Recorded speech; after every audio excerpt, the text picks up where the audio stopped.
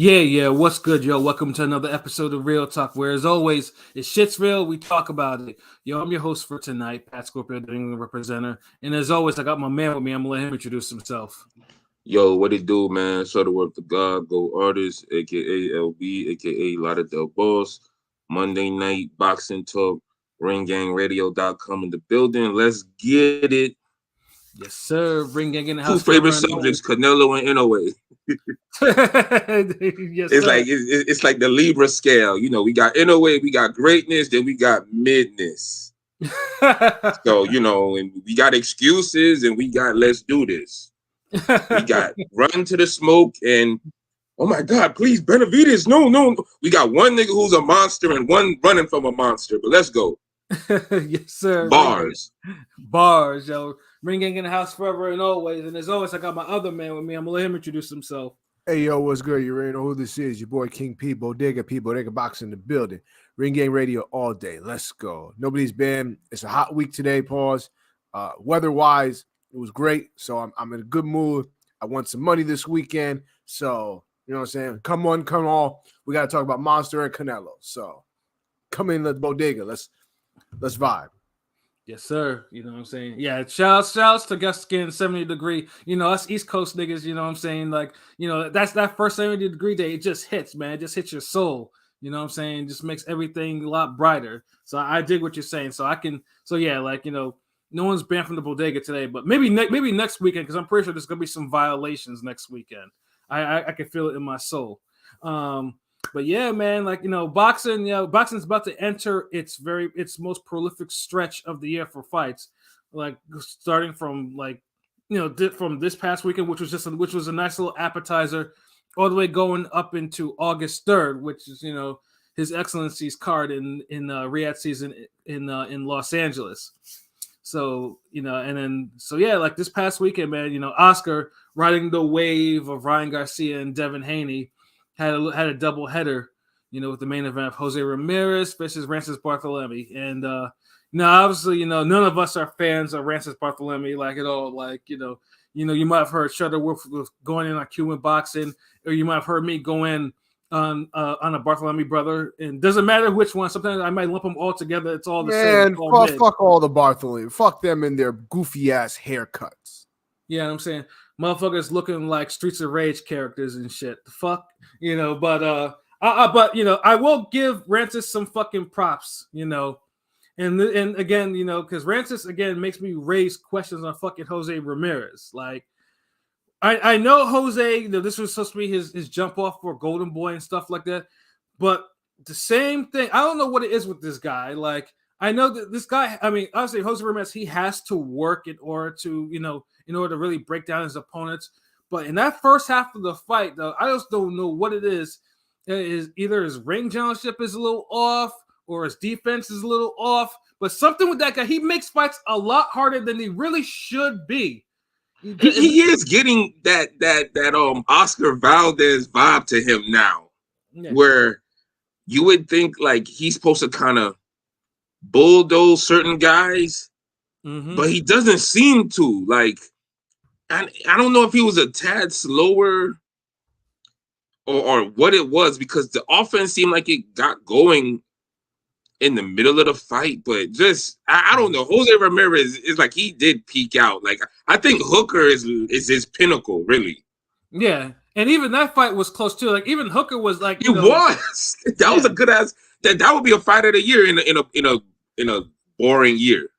Right. This even go back to his fight with Jose Zepeda. It was the same damn thing. Like, same hard, rough, tough, nip and tuck ass fight. And then Postal, which he probably should have lost, like flat out, he should have lost that fight. Yeah. And then finally Taylor turns the trick, and actually, Taylor actually almost puts him away in the mid rounds. And then, again, Pedraza, same thing. Richard Comey, same thing. Like, it's just I forgot he fought Pedraza. That went the distance, right? Yeah, that went the distance too. Yeah. Jeez, I ain't gonna lie. The distance, and he low key shows struggle in that fight. I was like, because was that the one where Pedraza came back? Was that? Yes. I'm sorry. That was the one where Pedraza kind of came back toward the end, right? Yes. He was kind of putting his foot in his ass. Yeah. Oh damn, bro! Like, that was the first. That was the first sign to me that Ramirez was slipping. Yeah. No, I agree. And then the Comey fight was damn hard. He finally got him out of there at the end. Yeah, exactly. But it's just on some barely shit too. Yeah. And funny thing is, like, you know, Oscar gets him a whole gimme, like, okay, look here, bro. Like, you know, I'm not trying to tax you. You know, I learned from that O'Hara Davies shit. You know what I'm saying? You got Rancis here. You know, he don't be throwing punches like that. You know, just get rid of him before 6, and I'll give you your $1 million, and we can go move somewhere else. You know, instead, Rancis decided, he wanted to fight like it was 2012. You know, lining him up, rocking his ass with left hands, left and right, like, you know. Dude, like, what is it with this nigga? Yo, he couldn't miss that left hand. He was just throwing them. He was landing them like what's that nigga from them bantamweight days? He was landing the left hand like Joseph Agbeko lands the right hand. Yeah, and just multi varieties, just overhand, straight, under, sideways, like. Yeah, it's like, and again, his defense couldn't avoid them shits. Like, it was just. He was getting hurt by them shits. Like, I mean, I hate the damn beat a dead horse, but it had a little Haney Garcia vibes. The way every time he got touched with them lefts, this nigga was. Yeah, all over the place, especially that third round. That third round. Oh, like, yeah, that third round. You know, Jack Reese. Yeah, I think it definitely blew he blew the knockdown because Ramirez went down from the left hand, but then Bartholomew, those stupid ass, started, he saw him on the ground and he starts flurrying him like this nigga was throwing like he had finally got the upper hand on his bully. Yeah. And he wasn't gonna let that nigga get back up because this nigga was throwing like fuck that. Yeah, I don't know what the hell. And funny too, it's like there wasn't a point took, and the knockdown wasn't called. Like one or the other. So that was weird. Yeah, that was weird because usually one or the other should have been called. But nothing happened. Like I thought a point was gonna get the. I thought this nigga might get DQ'd. I was like, yo, what they doing? Like they ain't gonna say nothing. Like is that shit just normal? You knock a nigga down and you just say fuck it. Like usually a nigga throw like maybe one shot, maybe two. This nigga threw like 5. Yeah, but then also too, we have to remember though, Rancis is kind of dirty too because he was throwing them Cuban low blows like all throughout the night. Like he was. Yeah, but it also in the fight turned into Ramirez trying to grind him down. Pause, and then Bartholomew was timing him with left hands because Bartholomew, he started fading because he didn't have the stamina like he used to. But he was still able to land left, and he was still picking them off with left hands, left and right. You know what I'm saying? Like it was just, it was just like it was just a whole bunch of struggle. And I think I even commented, I was like, "Yo, like Ramirez is disappointing. Like, what are we doing? Seriously." Shout out to Lukey. How do I jump on this? That means I have to give you the link. All right, hold on.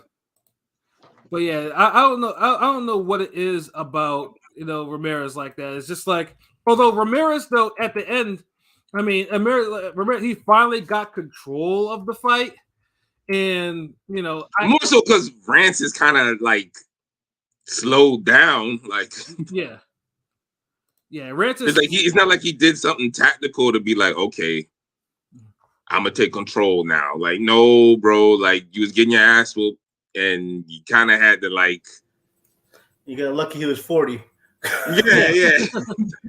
Because like I heard Ryan Garcia was supposed to, in play for Jose Ramirez. I'm like that left, like anybody with a left that's athletic and can last. Yeah, Ramirez got dropped. Did y'all mention that? I feel like Ramirez got dropped and got saved. He did. He got hit like a bunch of. The ref just blew all of that up. Just fucking fucked that up. It kind of evened out because Rancis hit him like fucking 3-4 times on the but still he did drop him. You know what I'm saying? He was hurt. It was, but that shit was just crazy because I've never. This is why you watch boxing because it be the fights like this because we all said it on this fight. We all was like, oh man, that's the main event. Get out of here.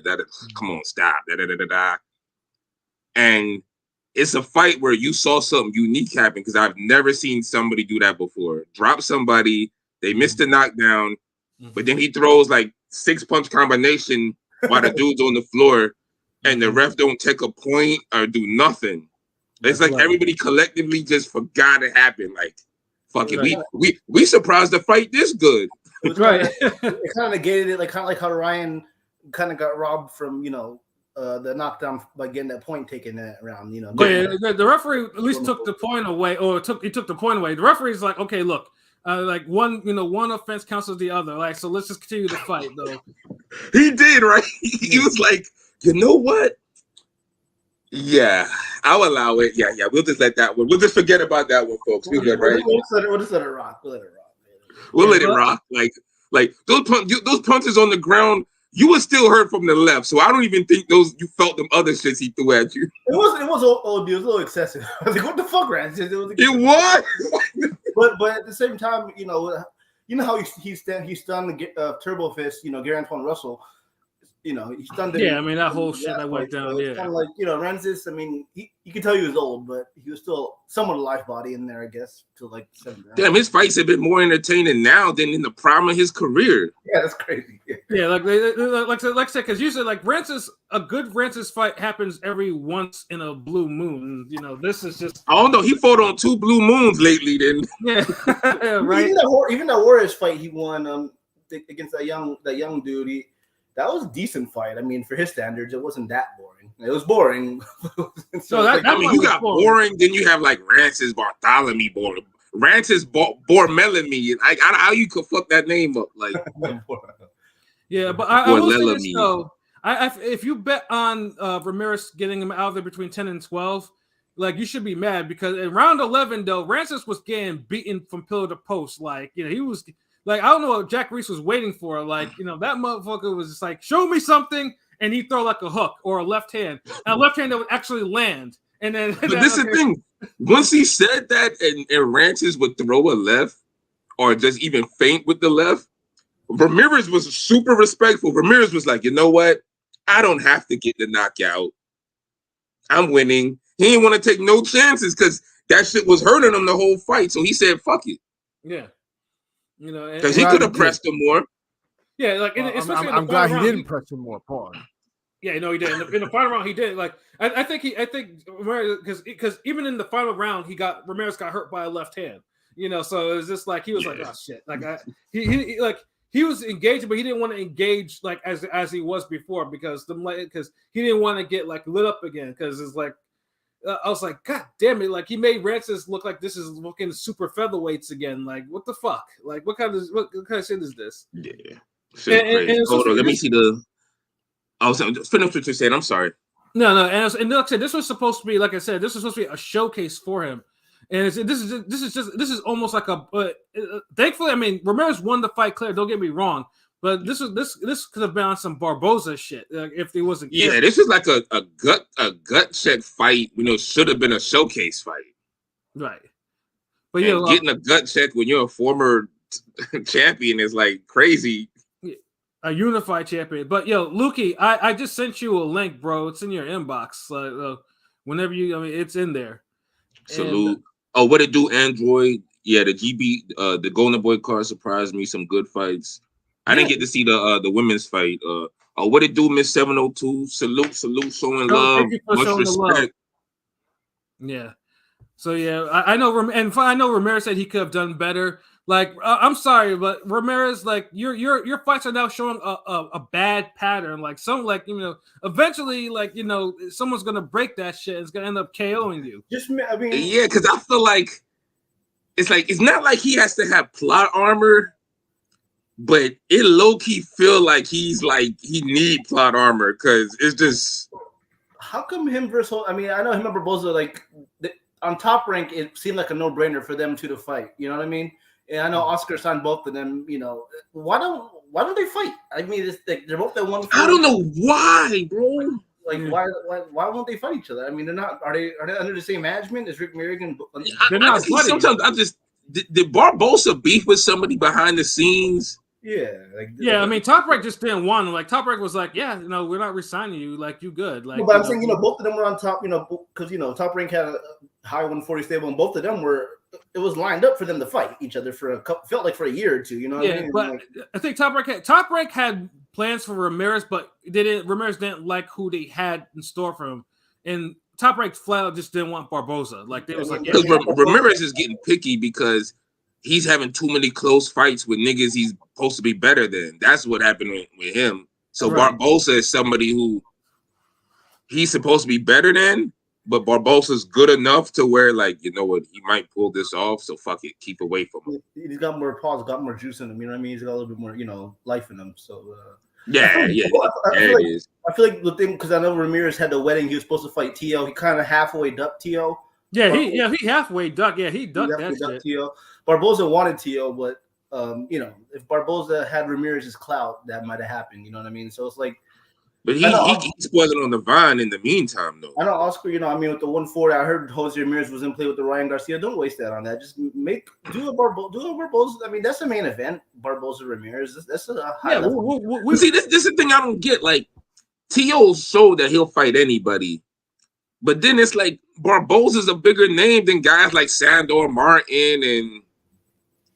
I mean, Jermaine Ortiz about the same level of name, but I'm just saying, like, all these guys, like, damn.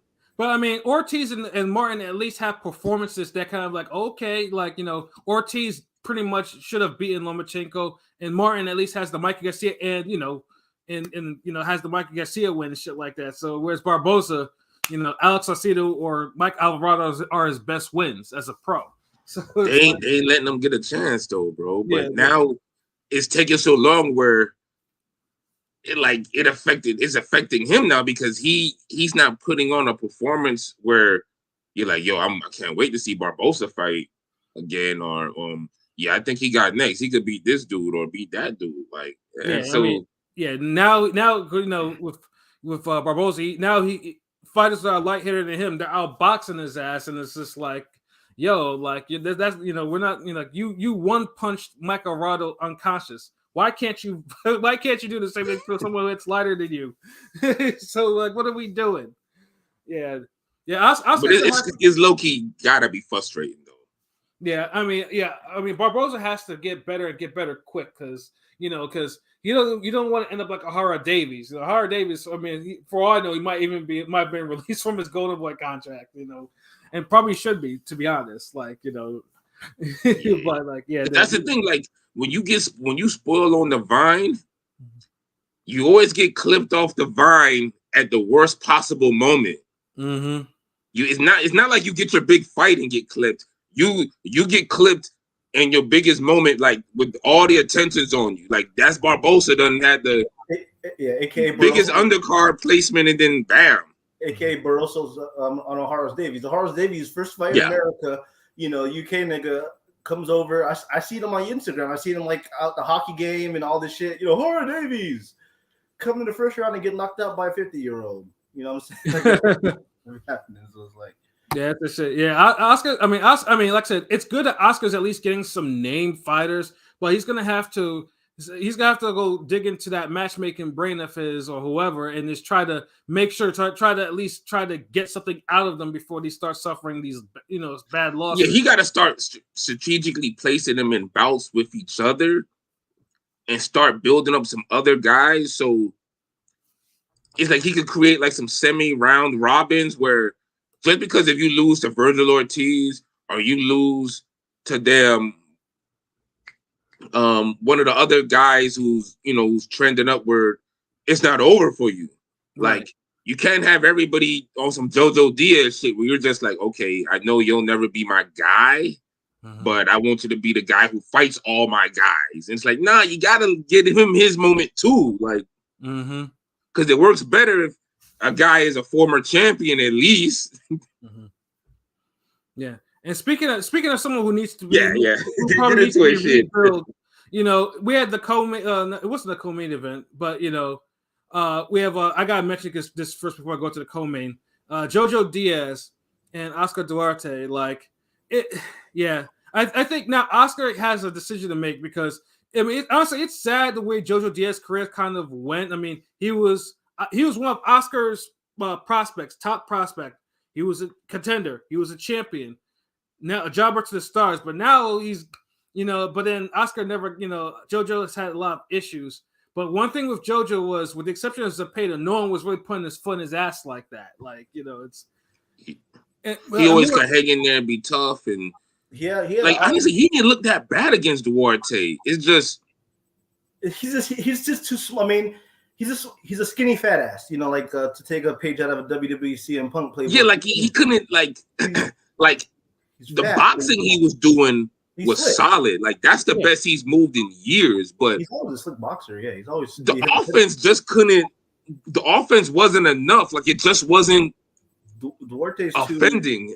Yeah, basically Duarte's too big. JoJo's a small guy. And really, JoJo shouldn't be fighting at above 135. But he's yeah. But if you're a small guy, you got to make up for it with like combinations and good boxing. And he was doing the right things. It just he seemed like he couldn't pull the trigger in certain spots, or he was a tad bit slow. Yeah, like every time he went out to the ropes, his back touched those ropes. Duarte was lighting him up, and usually, like I said, JoJo takes a good headshot, but Duarte was probably the first person to make him start doing the silly dancing shit. Like that motherfucker, like yeah.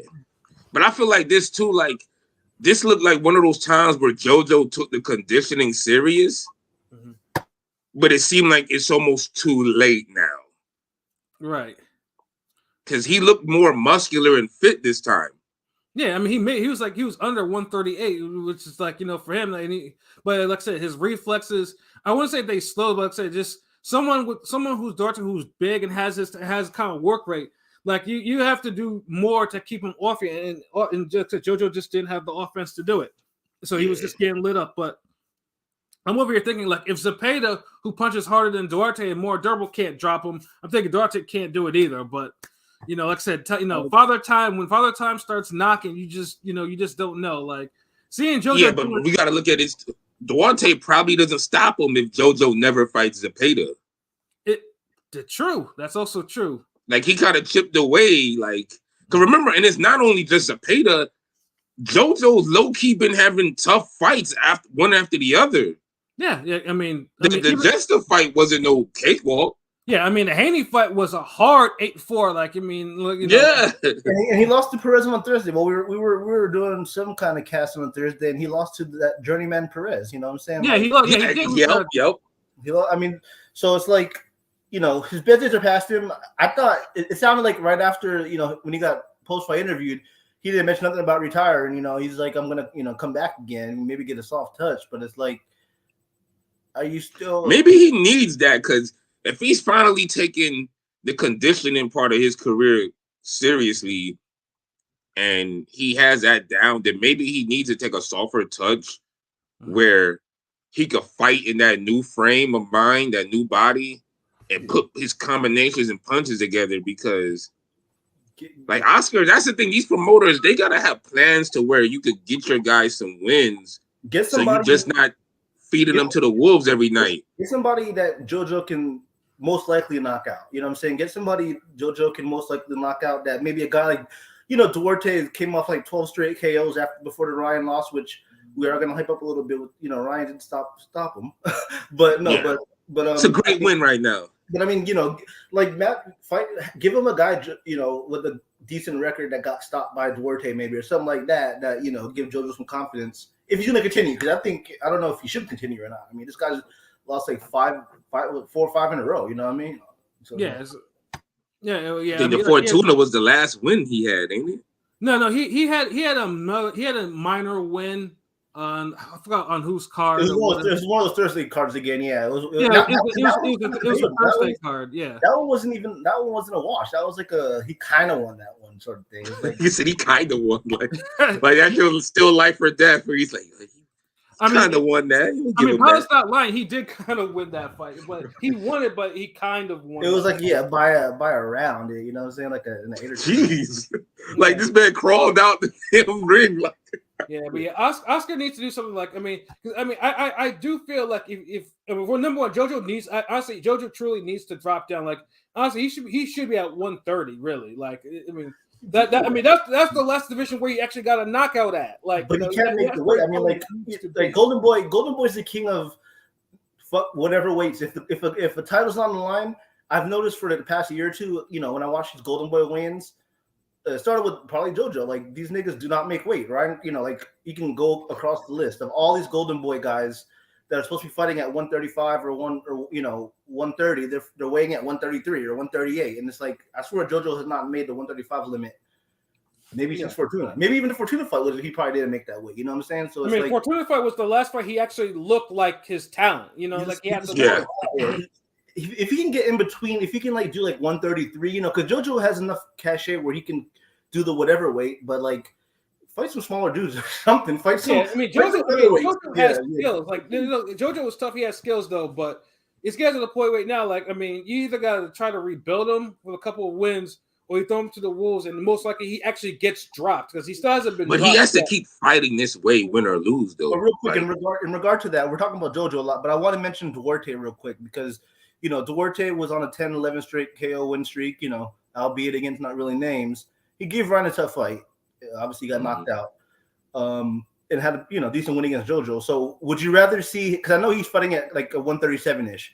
Would you rather see him fight like a Zepeda at 135 or fight like a Jose Ramirez? Because I'm just wondering. I'm trying to matchmake here. So for Duarte's sake, would he? That's a good little. Both of those are good. Would he be better trying to get down to 135 to fight Zepeda? Because that sounds like a hell of a fight. Or go to 140 and maybe fight like a Barboza or Ramirez. I'm just wondering what y'all think. For Duarte's sake. You're doing a better job than Oscar with these damn Barbosa matchups. All three options for Duarte all hit. Like they're all intriguing. Yeah. Like, I'd be on board for every single one of those fights. Yeah, because that guy's gonna bring it. He's the guy that's just gonna bring it. Oh, let me ask you this then. This is a piggyback off pilot question. Jose Ramirez and Duarte 140. Who would you pick? Honestly, I would go with Duarte at this point because Jose Ramirez is too Duarte hits punches incredibly hard, and in combination. He's a combination puncher. He has a work rate, whereas Ramirez is not. Ramirez is not a physically talented fighter. Like he's a solid fighter. He has a little, but he's not physically talented. Like he's a workman-like fighter. Whereas Duarte has. And then he's not even one of the best workman-like type fighters either. Like he's just he's quality, but when I say workman, like if we're talking about the upper level of workman-like fighters, he's not seeing a Glenn Johnson. If we're right, yeah, no, yeah, that's just to put it out there, like there's levels to this, right? Even for the workman guys. Yeah, exactly. But yeah, no. Oscar has a lot of options at 140 right now. He just has to make the right fights. And with JoJo though, he needs to keep JoJo the fuck away from all these 140 pounds. Like, JoJo does not belong there anymore. Like, let him see if he can get back to 135. Fuck a 130, but let's see if we can do 135 at least. Yeah.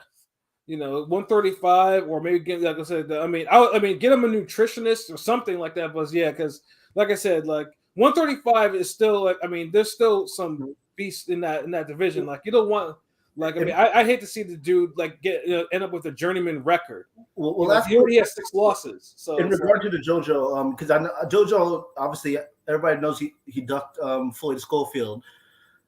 I don't know why. Maybe he could have won that fight, but Duarte is Duarte too much for Kid Austin right now?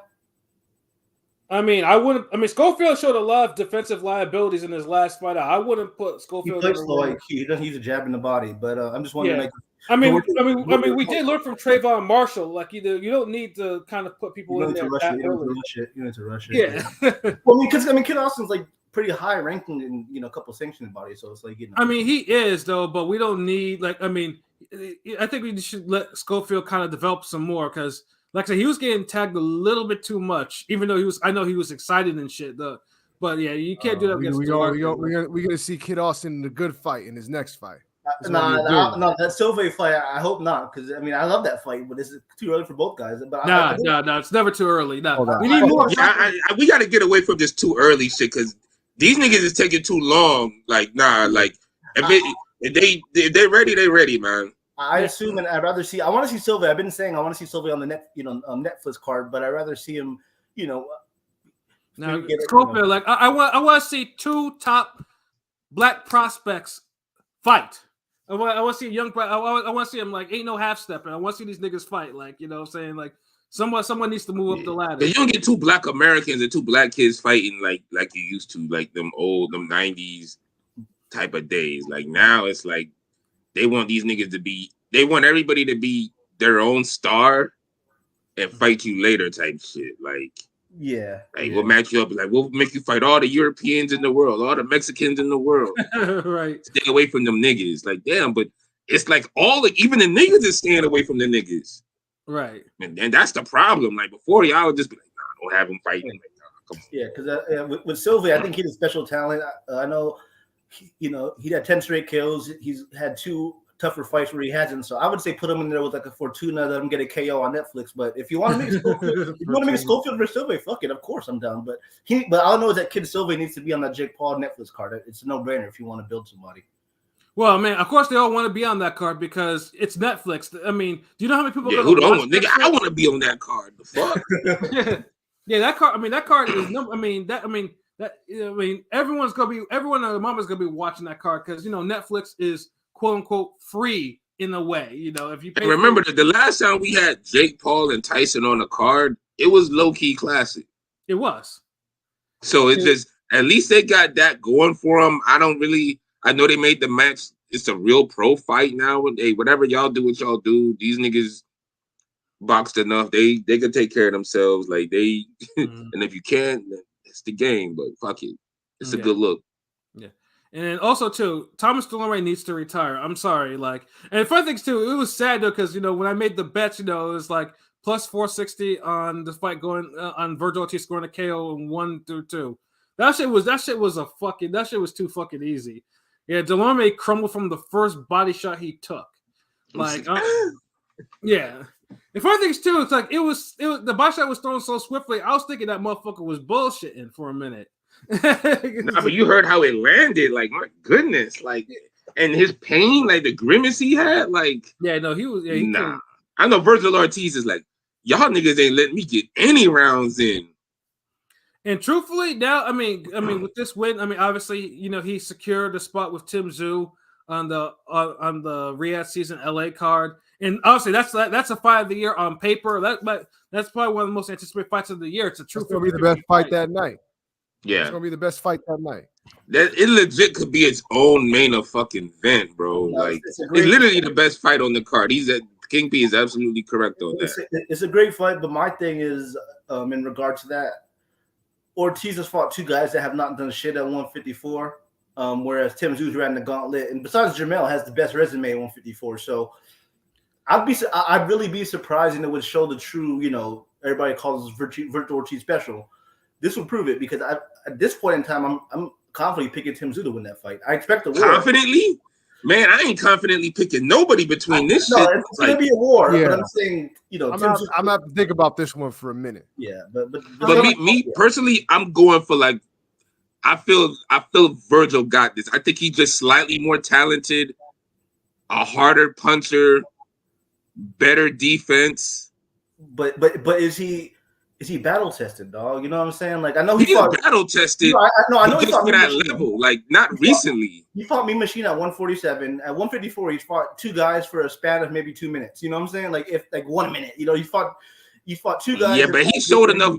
He showed enough battle testing in his career. Y'all the same niggas who was giving props to Crawford for all the shit he did at 140 when he got to 147. So let's keep that same spirit with Virgil Ortiz. I'm worried Ortiz is gonna make because Ortiz is not made the weight. He's fought at 156 both fights, so it's is he even gonna make the 154 limit? You know what I'm saying? That nigga better make the fucking weight. Better make the motherfucking. I mean, it's a fight of the year. I'm glad. Shout out to Turkey. I might be called to my excellency pretty soon, but I do want to see. Yeah, I mean, I would feel more comfortable picking Ortiz if he fought like a Goucher or something. It's just a step up along the way before because Tzયુ's literally fought name of names there. Yeah, but you got to remember Victor Ortiz. He has something different coming from on his side. It's the fresh rightness and willing to fight right now. You talking about somebody who's had an inconsistent career for the last year or two, and he's getting that big moment, and he's been waiting for a big moment. Zoo already had his big moments. His big moments been going one after the other. I'm not complaining. I love this. This fight's gonna be this Zoo big moment too, but this is Virgil's real first big moment.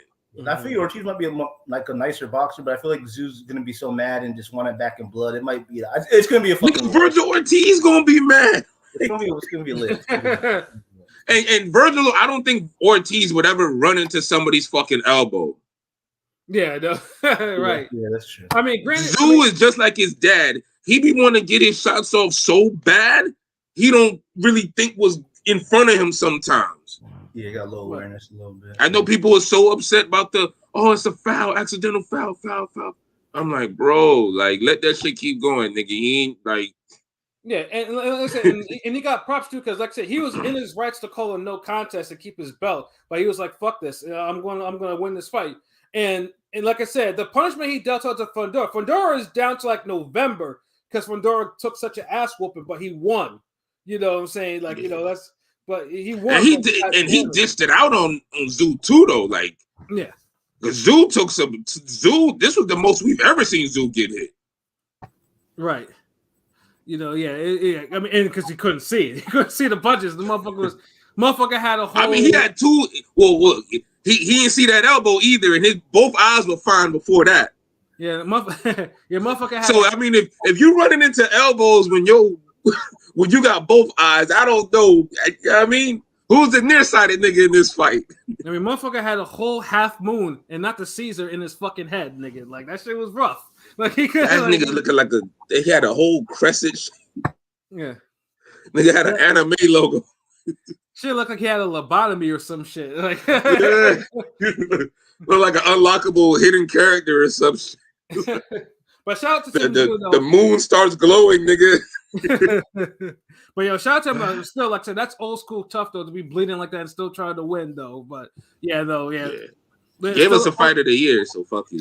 Yeah, no. And just one more fight just to mention before we go on to the monster card, Esparza and Elanese, Esparza lost her belts on the scale, and like I said, so, but fun thing is too, she was still trying to win the fight against Elanese though, but truthfully, it wasn't as exciting as most Esparza fights. I mean, it was okay. I didn't. She looked like she was out of shape as fuck. I didn't. Yeah, she always her chubby cheek face. Her chubby cheek face. She always looks a little chunky. But I will say I didn't watch. I kind of halfway paid attention, but from what I gathered from it, it was close enough where they were going to give it to the other girl because it's going to set up Gabrielle Fundora. You know what I'm saying? If Esparza won and she lost the belts, it would have been dispersed. Whereas, what's the girl's name that won? Elanese. Yeah, they're easily going to make Gabrielle Fundora for her. For I don't know if it's for all the belts, but for unification. That's a good fight because both bras they punch like they throw hands like that'll be a co-main Gabriella box, but she loves to punch too. So that's a good one. I don't know. Have I ever seen the girl get 3 straight KOs? And world title level besides Savannah Marshall. I mean, if Gabrielle Fundora gets another KO here, shit, it'd be kind of lit. I'm just saying. Yeah, Gabrielle Fundora, just like her brother, man, just doesn't understand no defense. Just likes to go in and fight. She's a better puncher than her brother. She's overall a little better than her brother. I mean, it is what it is. But she's same. Yeah, thing. She is. You know what? I think we say that because she doesn't have the overwhelming advantage her brother has with the height. Mm-hmm. But she's taller than most of them, But yeah, no, I feel you. But she's taller than but that allows her to box in a more comfortable range instead of being the damn towering inferno. And you can't really box unless a nigga got one eye or some shit. Right. So I mean, yeah. Hold on. I see all these niggas we know this ain't the real Bill Haney, bro. Like, come on, man. Yeah. I am you, yoga. I don't even know who the fuck is an H Money and Rap Star channel. Pat Scorpio, that's not a troll. That's actually Bill. He was on the Shine Boxing too. Yeah, I know. Y'all just naming random shit.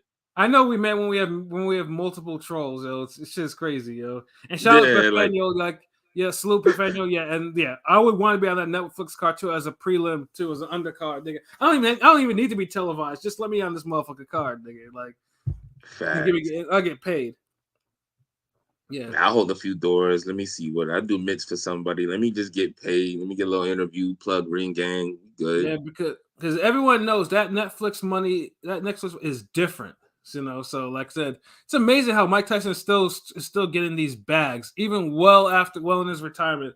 You know, motherfucker because he's a character, bro. That's how you have to be in this game. I mean, this is probably his biggest bag without anybody dipping into his pockets. You know what I'm saying? This day and age, like, and hopefully Jake didn't make his payday too good, where we're gonna see some fucking blasphemous shit.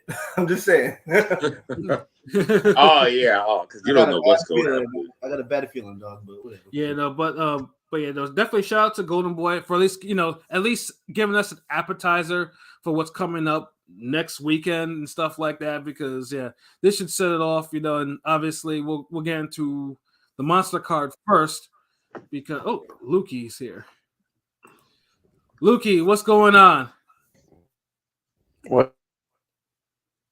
What's good, Lukey? I'm out here with my cat. Here, come back here. My cat's gonna show up. My cat, that's me talking. Salute. What's up with you guys, bro? Hit the subscribe button. Salute. Chill, man. We're about to go into this monster card before we, and then we'll go into the Canelo shit, bro. You know how we do. Do you have anything you want to add on to the Golden Boy? Because I know you had your thoughts on the Golden Boy card. Do you have any summary thoughts on that, bro? Do I? I don't know. It was pretty boring. I was there live. Like, I don't think I do. You thought it was boring? Really? I mean, it was like, what fight wasn't? I mean, Marlon lost. Duarte beat up JoJo, but JoJo was tough. Virgil stopped Delorme, and then we could finally talk about Tim Tszyu. Main event was pretty good, but I mean, as someone who's watched Jose for 10 years live, it does like the same guy, Yeah. I don't know. It felt like the week after a pay-per-view card, like it felt like guys that we don't know what to do with, like what was it? Richardson Hitchens fought after a pay-per-view, and the card was like an assortment. That's this assortment of news that are contract. Yeah, like it's decent, but nothing to write home about. Yeah, either way, go ahead, Lukey. This guy talking, like, I'm just saying, it's better than going to the local Harrah's and watching the guys from the gymnasium. But in terms of class, I mean, ooh, you having technical difficulties. Your connection. Yeah, your connection, Lukey. Card compared to like a pay-per-view type. I think I got to go into the house. I think my cell service. But yeah, bro. It was okay. We don't need to talk about it anymore. Yeah, well, at least we got your thoughts on that, though. But yeah, on Monday morning, because Japan doesn't bow down to American boxing scene anymore. So obviously, if you're on the East Coast, it's 4:00. If you're in Pilot's time, it's 1 a.m. in the morning. Top Rank will have the card with the main event of Naoya, Monster Inoue, and Luis Nery for the undisputed super bantamweight titles. And obviously, first of all, I mean, this fight is, you can tell, like, first of all, you have to be pretty much of a villain in order to get banned from fighting in Japan, like Luis Nery was. For those who are not familiar, Nery beat the shit out of Shinsuke Yamanaka, longtime bantamweight champion, and popped dirty for PEDs. And like then, a cultural icon, bro. Yeah, he is, and then great move. Yep, and then the second fight, Luis Nery blew weight and beat the shit out of him even worse in a short amount of time. And Japan was like, "Fuck this, get him out of here!" Like, yeah, those knockdowns were like horrible. Like, he was really like whooping on dude. I remember that fight. Like, Nery. That is an infamy right there. And then, obviously, it was. I don't think it was really a big loss for him for not fighting Japan, though. Until obviously now with the rise of Monster Inoue, it's like I think now they lifted the ban because most likely I think everyone wants to. I think a lot of the Japanese audience probably wants to see Monster get his revenge on Nery, and Nery for his part has been talking a lot of shit. He's playing the role of the heel like pretty well. It's like, it's he know what he getting paid for. Yeah. Better embrace it. I mean, dude, like, if you're banned from a country, there's nothing you could say to make yourself appear cool. Like, you're just so you may as well be the villain at this point, right? And he's taking serious. I mean, he's actually making his way. He's made the 7-date weight check, all that shit. Like, dude might look like he might even be starving a little bit, but but he's clearly up for the fight. I can tell. He's starving a little bit. That means you're angry a little bit, and you got that little violence in you. Like, this actually might be a decent fight, but how long it lasts. I mean, like I said, though, I'm actually taking the day off on Monday because I want to actually watch this in the morning and then not have to go check into work and just go do something else afterwards. But part of me wishes that Nery is like, okay, he finds something and he pushes Monster to like the brink and then Monster just brutally KOs him somewhere in the late rounds. But I don't think, that probably won't happen. Because I wanted to, God, more than anything though. But yeah, I think Monster's wrong fighter. Yeah, wrong fighter, right? You know what I'm saying? So, yeah. It's always when Monster start going to that body, like that Figueroa fight showed y'all that he can't take them shits. Yeah, and it took Figueroa 7 rounds to get rid of him too. So it's like this is a fight I've been wanting for a while. Ever since anyways, was supposed to go to 126. For some reason, I just feel like this fight is going to be action packed, at least for as long as it lasts. It better. Like, I'm not expecting to see a jab and parry fest. Like, I want somebody. You got to fight like you're banned from a country, so they got to be violent. Nery got bodied by a pretty boy Figueroa, but he's a good fighter to me. He always brings it. So, yeah. No, Lukey, man, do you have any thoughts about this fight? Me, Inoue's gonna beat him up. I'm gonna wake up and watch it.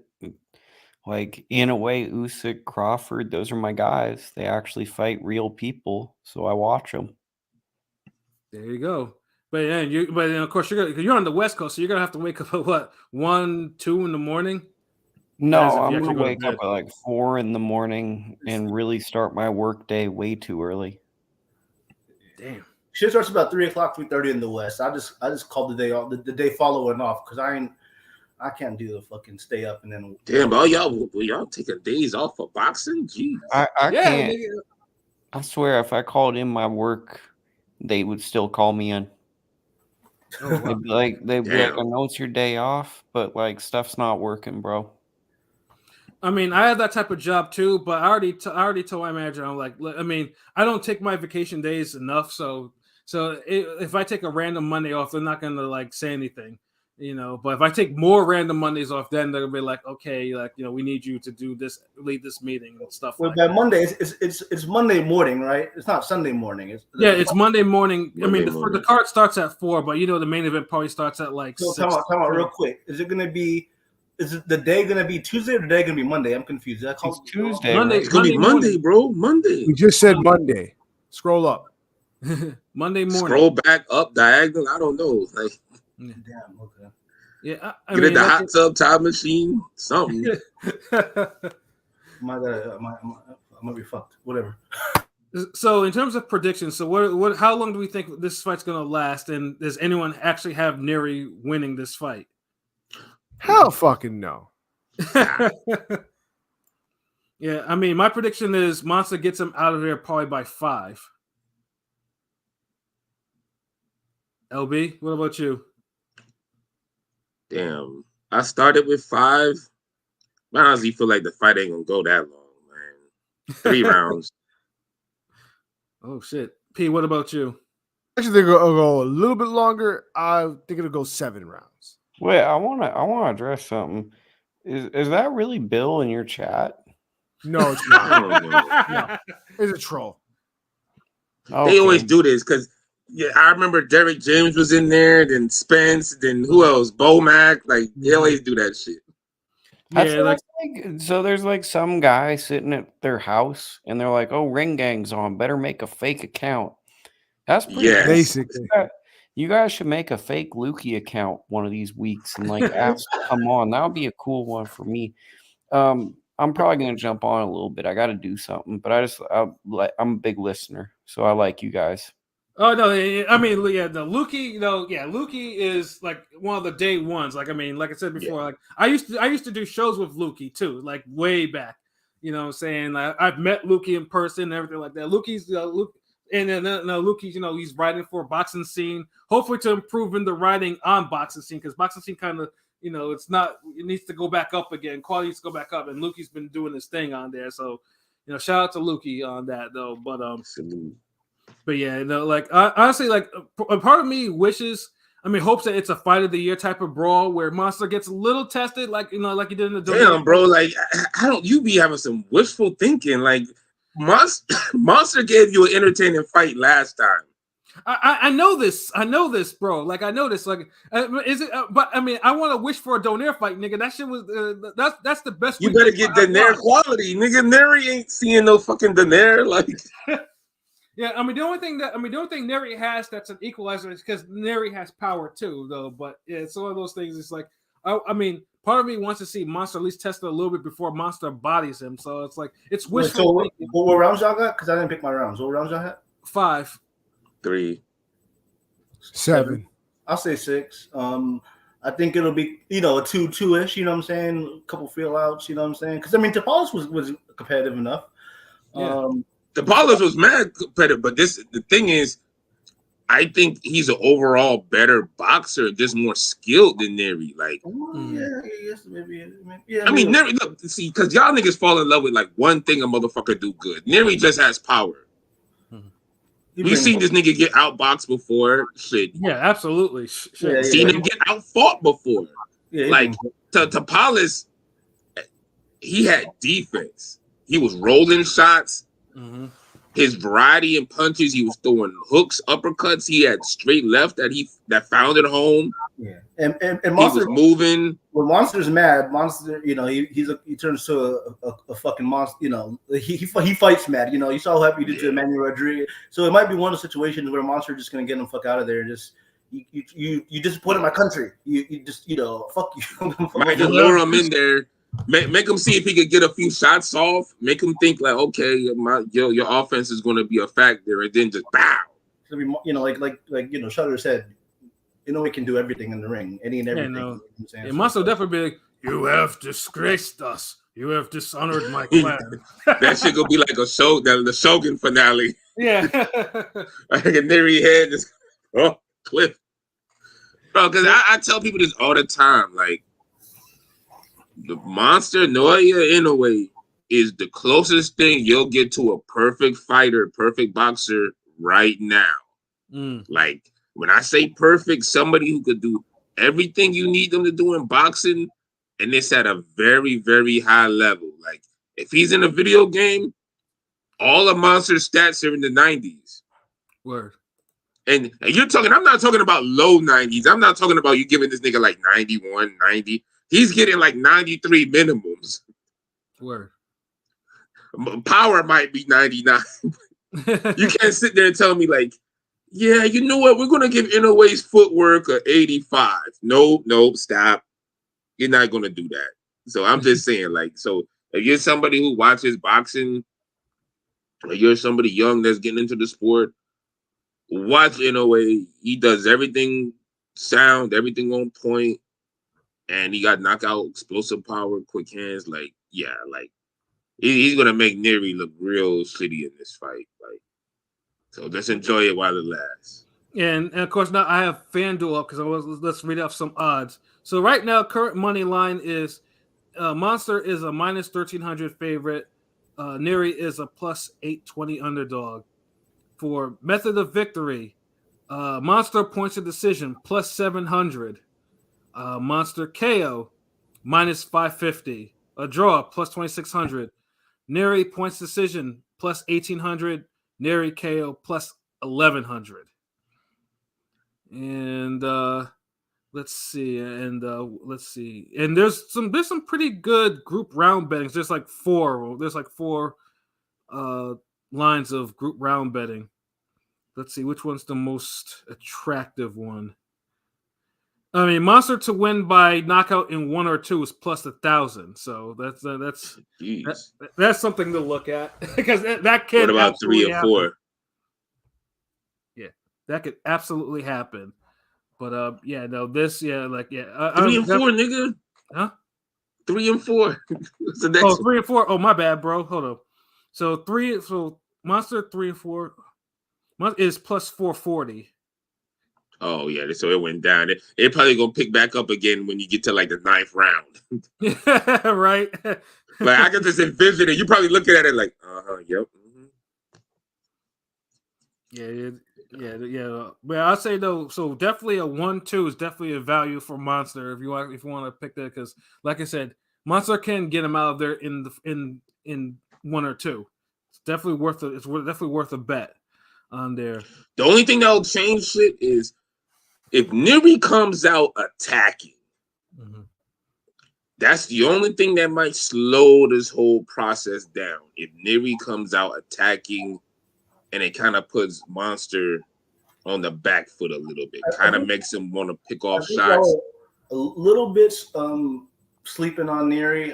Maybe I'm a little higher on Nery. I think he's overall pretty good boxer and got power. I think he'll bring it.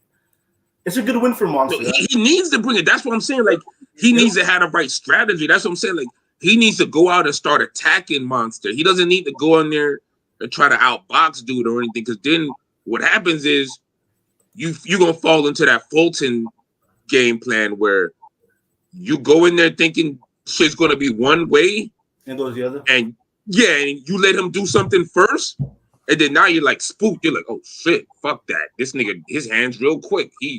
Whereas a guy like Paulus, he went in there and he just was like, okay, I'm gonna just do my game plan. We all know this nigga is fast. We all know he hit hard. I'm gonna do me. Like everybody else let Monster do him. Right. It's like what Rome said.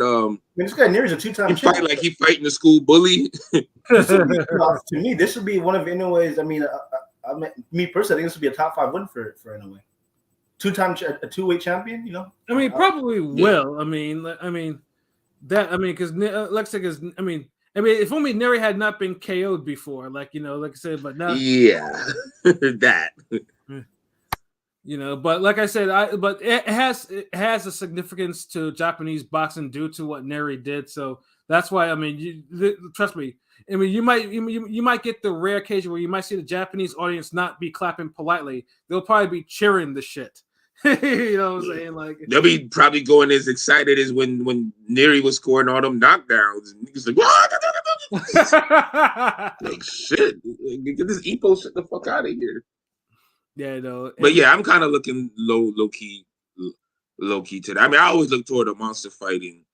When I look at it, like all my favorite boxers are either retired or fight super sparingly. So Inoue's like literally my one that actually fights regularly, like yes, like he the only like because you remember the list I had. Like I had Golovkin, Adonis Stevenson, Keith Thurman, and all their careers is like done. Like Monster been holding it down the whole time. So I'm glad he getting his props and shit. But it's like damn being a Tyson fan. You wait, and that shit is over in a couple rounds. Right. And the fun thing is too, I'll say with this card too, another thing I've noticed too, Top Rank's Japan cards, they have all the best matchmaking, but when it comes to the American card, it's either the main event's good, co-main's blah, and the undercard's just the prospects. Or the co-main is good, the main event's blah, and the undercard's just the prospects. But the Japan card though is balanced. In case it's all title fights, you got Jason Maloney. I think the Japanese dudes hold them to a higher standard. Hell yeah. Because in the co-main, you got Jason Maloney defending his belt against a kickboxer. I put a video in the chat of him, and I asked 2 members. I know I asked Android too. About the kickboxer because he's Maloney gonna get his ass whooped, bro. Huh? I said Maloney gonna get his ass whooped, bro. Yeah, that's what I'm thinking. Because they both say Andrew didn't even mention it was like, he's like once he starts touching Maloney with shots, it's gonna be over. It's gonna be a wrap. So like it's like and I like Maloney. Maloney's good for the sport, respectable, hard worker, but like talent levels exist for a reason. Mm-hmm. And Jason Maloney's durability, he's already been KO'd by monsters, so like he can be taken up out of there. And in the kickboxer is actually in a way stable. So it's like, yeah. So yeah. I don't be trying to outdo dude. He's like, y'all beat him worse than Inoue did. Like, yeah, that fight's either, I know I've heard a couple things. Either Maloney will probably outbox him, but he'll probably get touched and get stopped late, or he's gonna get touched early and he's gonna get taken out. Like, and those are the two takes that I've been reading and hearing for that one. But I would say don't sleep on that fight. And then of course you got Monster's brother Takuma defending his belt on there too, and and you have a flyweight title in the opener. So like I said, there is something for someone, because one thing about a Japanese card, there's no such thing as it's very rare that you see a boring fight. Like like motherfuckers throw hands like shit. The Monster card, like when he fought to Palace, the co-main, motherfucker ended up dying in the co-main event. It was one of the bloodiest fights I've seen in a minute. Like that shit was hard, So yeah, I would don't sleep on that though. But so it's the bloodiest fight until we see the next bloodiest fight. It's like me with horror movies. Yeah. Well, someone died. I remember we spoke about Fundora Zoo, and I was like, but this one was just like they were, the shit was crazy because dude pretty much like went down at the bell and he could barely like walk, like he was like, and then he ended up dying. So it's like, he was. It was a hard fight. It was a hard fight to watch at 5:30 in the morning too. I was like, God damn, like what the fuck am I watching? Like, nah, but a good boxing match early in the morning, it just hit different. It make your day just start differently. Like you feel like you just.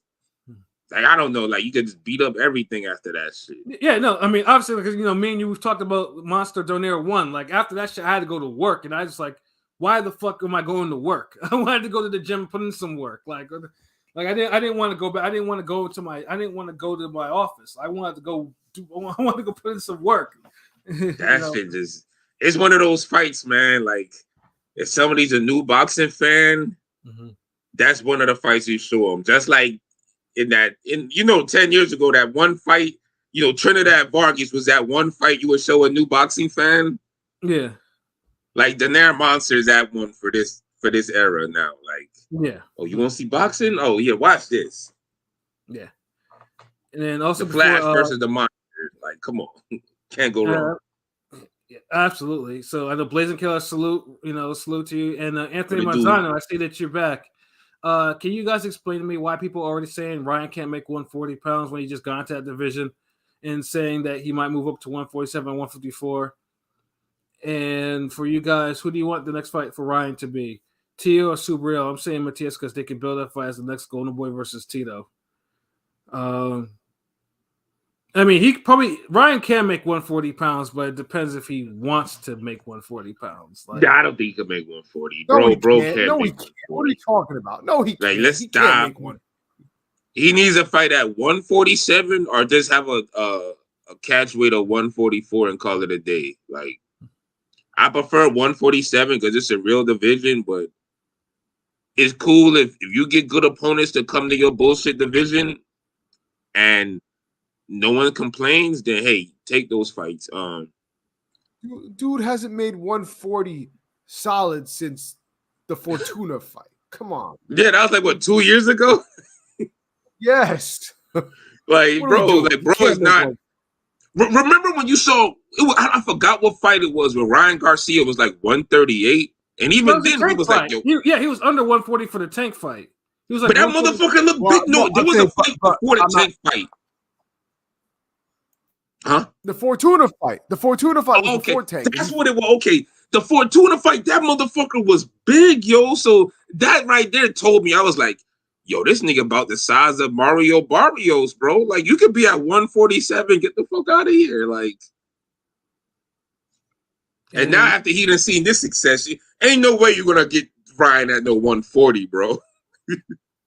Yeah, so pretty much now Tio and Subriel are not gonna. They're not gonna. I mean, so Matias is not gonna fight at 147. He didn't want to. I mean, that's the whole reason why he even left. He left PBC because they were offering 147 fights and he didn't want him. And Tio is while he probably would. I doubt that fight will actually get made.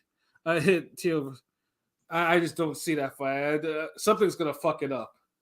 I mean, shit. Top Rank won't even let him fight on the fucking Turkey card. So it's like, yeah, they shoot him and they shoot his career in the foot all the time. Like, I don't see that fight. Yeah, he does a good job of that himself, though. He does. It's like they both be shooting. It's like City of God. He's like, the hand or the foot? Which one? It's like, Tio be like, fuck it, I'm gonna shoot the hand. Top Rank be like, fuck it, I'm gonna shoot the foot. Bow, like, Tio. Like, I don't think Tio doesn't have that much control over his career. Like, Top Rank probably is like they probably keep like a real tight grip on his career. Like, what he does now, because they probably still smart from that Cambosa's loss. But yeah, though, it's time to get into the big card of the weekend, the main event. Whew, hold on, wait. We gotta hype this one up a little bit. Like, I feel like this is one of those cards where the boxing gods are like on some Clash of the Titans shit. Like, they're literally like just hovering above the ring. Like, yeah, we gonna sprinkle some fuckery in this shit. And honestly, they probably need to, because the tag for this shit is $89.99 for this shit if you're buying this on pay-per-view. Like, that's first of all, fuck pay-per-view. Like, y'all need to get over it. Like, y'all need to somehow do some type of subscription service or something where niggas ain't paying extra nothing anymore. Like, there's too much money in boxing, and I feel like there would even be more if it was more accessible. Like, but whatever. See, the funny thing is like, if it's almost $100 for this, fuck out of here. Like, let's put it this way: like, if they had made the Tim Tszyu fight, the pay-per-view, free, and which of course what it actually ended up producing, I'm pretty sure people probably would have maybe okay, look, this is okay, this is the actual weekend, okay, let's pay this. But motherfuckers already paid a pretty penny for that pay-per-view. While it delivered is, in the end of the day, it's just Tim Tszyu and Fundora. So yeah, that's the thing. Is like, we don't care if it delivered. We knew the card was going to deliver, bro. Even though it had some questionable names on it, it was presented in a way where it's like, yeah, it's got me interested. So it was going to deliver in some aspect. It over-delivered, yes. But look how great, like Pat said, it would have been if it was free. The people would have been handing over money for this shit. But now it's like, you know what? The niggas who made money off the Ryan Garcia fight might want to buy this. Yeah. The niggas who want to see some fuckery, the niggas who hate Canelo or Munguia fans, the people who waiting for the boxing guys to throw their elbows in this bitch, yeah. Because this has all the look. Whenever someone does some egregious shit in the sport of boxing, it always catches up to them. And certain thing is more crazy than others. But Canelo's blatant ducking of Benavidez, God don't like ugly. And that has to be one of the ugliest blatant ducks of all time. And this is coming from a dude who's already blatantly ducked other people before he ended up fighting them. And it don't seem like he's going to ever fight this dude. So I feel like the boxing guys might just be like, you know what? If you're a piece on the board that's not trying to move, maybe we need to take the piece out the game. And it just makes you wonder, bro. Like, yeah, boxing guys. I mean, there's no Katie Taylor fight around the corner, is there?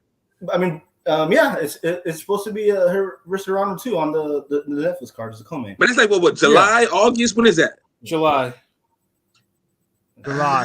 It's a ways away. So the boxing guys, they focusing on Canelo, man. So yeah, that's all I got to say. Yeah, especially on that. Especially because I know Morrell had 10 or 11 fights, but he was a WBA. We never heard, he wasn't a red. Who is he? But supposedly now Berlanga got the WBA and he's lined up next. So it's like Boston. There's just a lot of ugly pussy nigga shit going on with Canelo, bro. I'm just calling it out like it is. I'm sorry. Like it ain't real. And the funny thing is too, it's taking away. It took away from the Munguia fight. Now, obviously, because Benavidez is what everyone wants to see, and Munguia, and then Munguia is like it's on one hand, it's like we don't want to see Munguia now, but on the other hand, it's like Munguia. It's time for Munguia to step the fuck up and do something instead of fighting the fights he's been fighting. It's a good fight. It's a good fight. I'm not saying it's a trash fight. It's a good fight. No, it's a solid fight. Out of 1 through 10. I give it about a 7. Say 8. Maybe an 8. Maybe an 8. Because the threat of only because it's like we're getting a forced step up fight to replace a fight that was naturally bigger and better. So it's like somebody's like you either could get a fucking ribeye with garlic butter, or you could get a nice, real good Philly cheesesteak. Now, naturally, you're going to want the ribeye with garlic butter, nigga, and the mashed potatoes and the green beans, broccoli, all that shit, bro. You're going to want that. Yes, sir. But if somebody says, hey, we ain't got that, and they pull out this greasy-ass Philly cheese with all the juices and the onions and the peppers and the provolone, and you hungry, nigga. Because remember, we hungry for a Canelo event. Word. You're going to say, all right, fuck it, I'll take the sandwich. I'll eat the Philly cheese. And so that's what we're doing with the Munguia fight.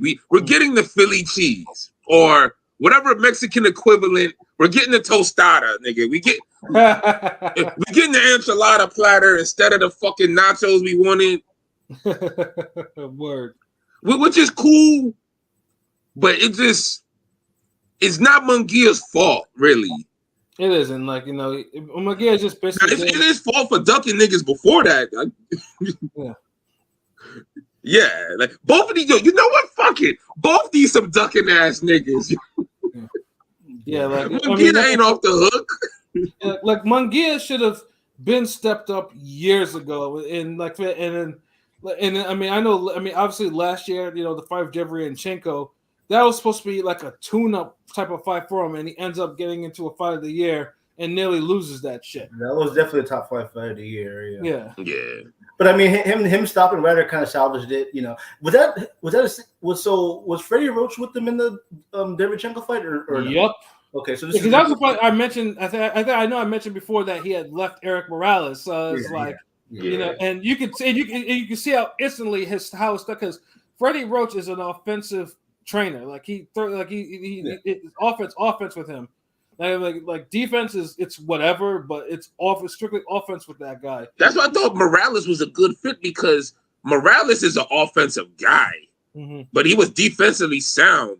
And he had Munguia moving his head, picking shots. Yeah.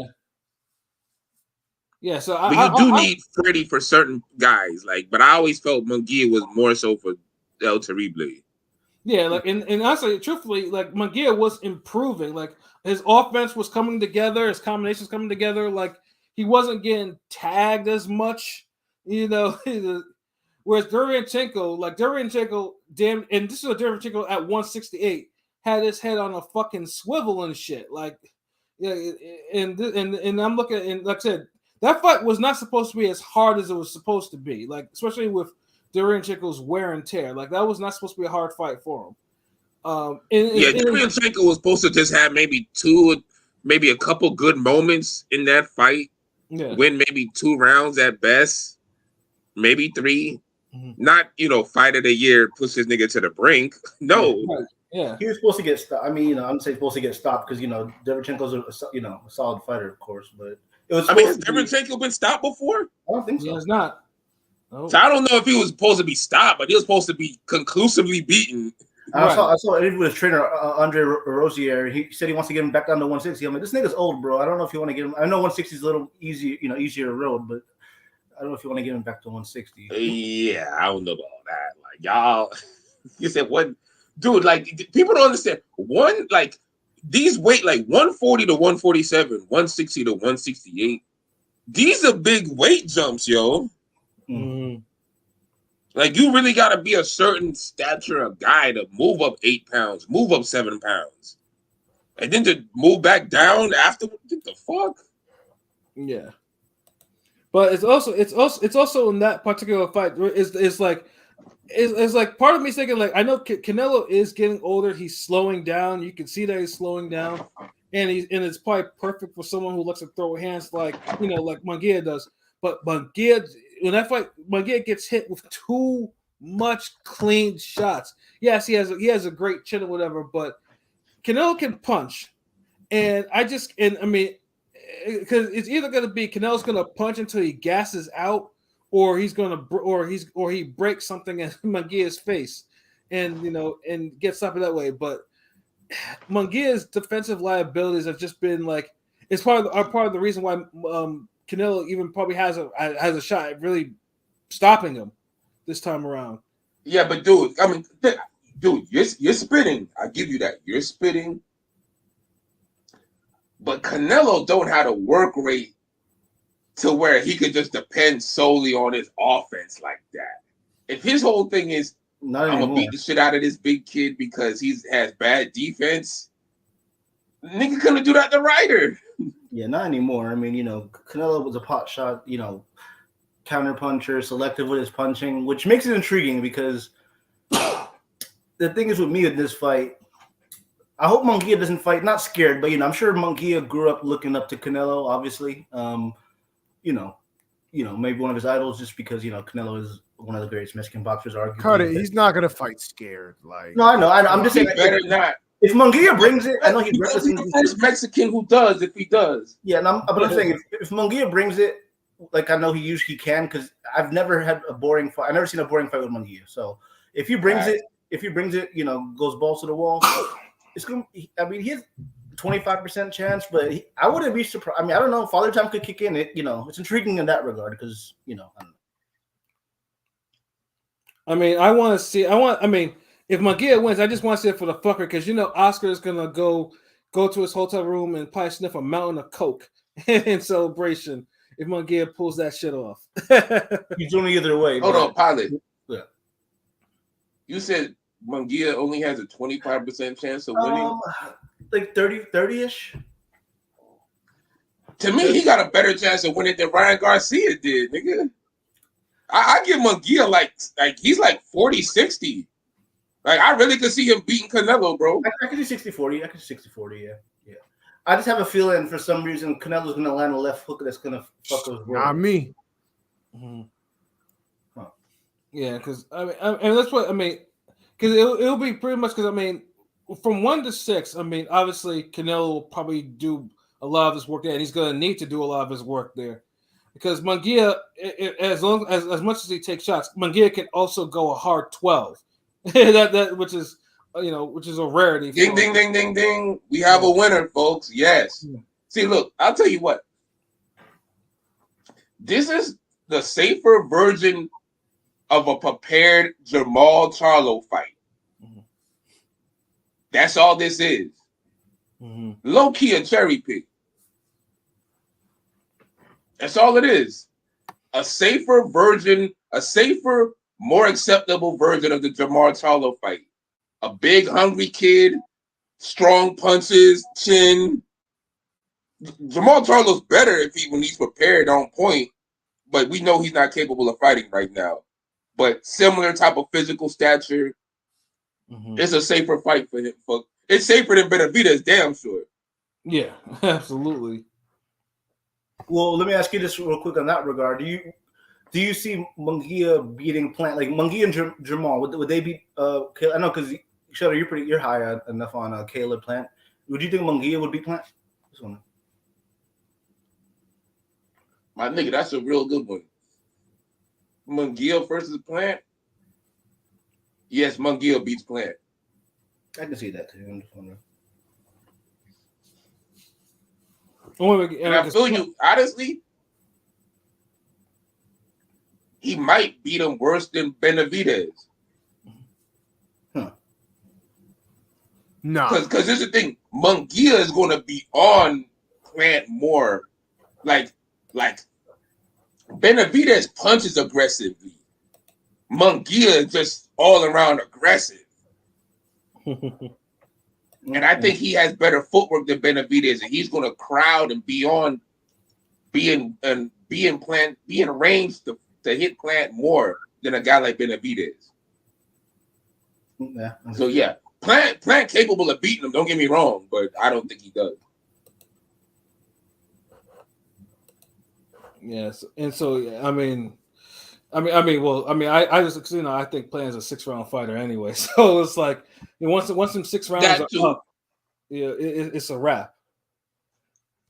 You know what I'm saying? But Munguia, I know Munguia is definitely up for this fight because Munguia. I think Munguia knows that his career is pretty much going to be defined by this particular fight. Does Canelo find something and beat his ass for 12 rounds? Does he give Canelo hell for 12 rounds? Stopping Canelo would be icing on the cake, because Canelo has not been down yet in his career. Both honestly, that Mike, bro, the boxing guys are looking at this one, man. Look at boxing this year. Mm-hmm. We've had an upset in every major fight. In the main event.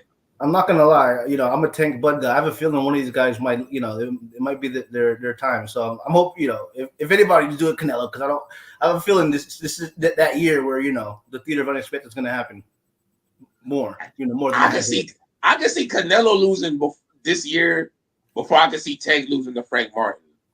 I can see the Tank and Frank Martin fight being one of those close ones where some people might feel Tank won, or some people gonna feel Frank won. It might be like, but it's flat out lose like decisively. Nah, I can see Canelo losing decisively. Like that Ryder fight, bro. Like, it might be one of those situations where the plot armor decision for what I'm saying, like that kind of shit. And let's be honest, he should have stopped Vermel. Yeah, he should have. So it's like he don't have a second gear, so he's gonna have to rely on one-shotting a guy like Munguia, who's fucking Pat, get this reference, bro. This is Canelo's version of the Murata fight. Look at that how you will, but I don't think Canelo has it in him to be on some Golovkin dig deep, swing for the fences, and knock a bigger motherfucker out cold, or just beat him up, like stop him like that. He's never done it before. To a guy that's in his weight class. To a guy who could punch. Yeah, to a guy undefeated. Yeah. I know Murata isn't as talented as Munguia, but he's the same mold of fighter. Facts. And he hits hard. Mm-hmm. And he's aggressive. And he's physically big. And he's mad hittable. So you add all that, and then you take it up a notch with Munguia and say, okay, make a guy quicker than the Corolla. We'll make it a Toyota Supra. But we'll put some turbo boost in that shit. Give him a chin, give him toughness, give him a work rate, all horsepower, all that shit. Can Canelo really fight off a motherfucker like that now in his career? Probably not. Or he won't do it. I don't think he can do it effectively anymore. He wasn't doing that. He couldn't do it against Bivol. Mm-hmm. And y'all saw this quote. You saw the quote. He's not taking hard fights no more. Y'all saw that. Y'all saw that. And that's why this is a cherry pick, because Munguia is a hard fight, bro. Mm-hmm. Yeah, but it's the safest hard fight. He's we're sensible boxing fans. We all said this is like the bare minimum of of allowance. This is the bare minimum of allowance, and all across the board. Yeah, it is. All across the board, every platform is like, okay, Munguia, yeah, it's not Benavidez, but okay, Munguia's a good fight. You know what I'm saying? It's that kind of situation. I told you, nigga, it's the Philly cheese. It's not the ribeye. It's the Philly cheese. Yeah. You'll enjoy both when you're hungry, but you want that fucking ribeye, son. Yeah. Or the ribs, or the the salmon, whatever gourmet dish. It ain't filet mignon. It's sirloin. Yeah, it ain't filet mignon. It's sirloin. Yeah. Hold on, my bad, son. Let me get back to these comments. Do you guys think a guy like elderly El Terrible Eric Morales would have been a good trainer for Sebastian from Hell Dora? yeah. Yeah, of course. Absolutely. I'll line up Eric for anybody because like he's that good. What do you guys thoughts on? Oh, this is Anthony Salute. Mm-hmm. What do you guys thoughts on Paulie saying that Henny was just him with a little bit more money? I just tell Paulie to get the fuck out of here. Yeah. If you're watching this, I'm just look at the screen. And and Pat verbalized my expression. So next question. Oh, Beth. Hey, salute, Beth. What it do? I don't know if I said salute earlier, so my bad. I want Munguia to win Upset City. Thank you. Like, we need this for the sport of boxing. See, this is the thing. Look, Tim lost an upset, and he in an even fucking better, bigger fight. Facts. So losses ain't the end of the day, bro. So yeah, I mean, hopefully Haney respond and get in a good fight. Hopefully Ryan get a good fight. Whatever happens, hopefully Canelo gets in a good fight after he loses. And Munguia's in a good fight. How bad do you think Virgil Ortiz beats down Caleb Plant if they fight? Why would they fight? Yeah, why would they fight? What the fuck? Like, you got the wrong name? Like, if Virgil Ortiz and Caleb Plant were the same size, then yeah, I would pick Ortiz, bro. I mean, I can see Ortiz. You know, Ortiz is a guy to eventually be a middleweight. You know, but that's kind of a little early. Caleb Plant too naturally big, bro. Yeah. You're talking about a guy who's like 6'2", career 168. Like y'all don't understand. Super middleweights have big motherfuckers, bro. Like, yeah, the leap from middleweight to 168 is pretty major. I ain't gonna lie. Yeah, like look how big a guy like Jermaine Taylor was, and he made that leap, and he wasn't even a big dude like that up there. So bad he had to come back down to go to 160 to get another title. So I'm just saying, like, 168 may not be the most competitive weight division all the time, but you got some big motherfuckers there. That's it. Right. So if you ain't got either the boxing skills to outmaneuver and outbox these niggas, or if you ain't got the physical strength to contend with these niggas and push them back, you're going to have trouble. Or if you just got a little bit of both and not enough of either one, you're going to have trouble, nigga. I'm just saying. Trouble. So in terms Hummer V3, yo, what the fuck does that mean? Respectfully. No, it was probably because you were probably talking about cars earlier, and you were making car analogies, bro. Oh, shit. Hey, my bad, nigga. I'm high about nigga shit. I'm sorry. All right, Anthony. This fight with Jamie is when we Jaime. I'm sorry, my bad. Jaime is when we see Father Time finally catch up to Canelo with the amount of fights he had during his pro career. He has over 250 fights because he started fighting pro at 15. Yeah, I mean that's pretty much it. Like, because I mean Canelo has not looked anywhere optimal since the Caleb Plant fight. Like, he's looked like you can tell that the wear and tear of his career. And then Canelo was not a drinker. After that Plant fight, you see this motherfucker drunk at his daughter's party and shit, saying all types of wild shit, and then he's getting his ass handed to him by Bivol, and Triple G is giving him a hard night. Old Triple G, bro. Yeah, like that just lets you know if that fight happens 2 years sooner, Triple G might actually get the real decision. Like, right, and it was that's how Canelo's so fucking past it. Like, all these fights been just fool's gold, man. Like, they've been good fights, but not dangerous fights. Munguia is finally the most acceptable, dangerous fight for him. Yeah, I mean, and it's going to backfire. So, me personally, I'm picking Munguia to win. Probably a majority decision. Someone's going to be sucking the ginger off. Yeah, because for some reason, Canelo gets a lot of love on the scorecard. In the two losses, That motherfucker gets he gets card love. Like, I mean, he's quote unquote face of boxing, always the A side. You know, it's gonna happen. You know, unfortunately. Ain't Yeah, the face of shit, bro. like before, Like you know, this fight ain't even buzzing, my nigga. Yeah, I know. I was gonna say the temperature check ain't really hot.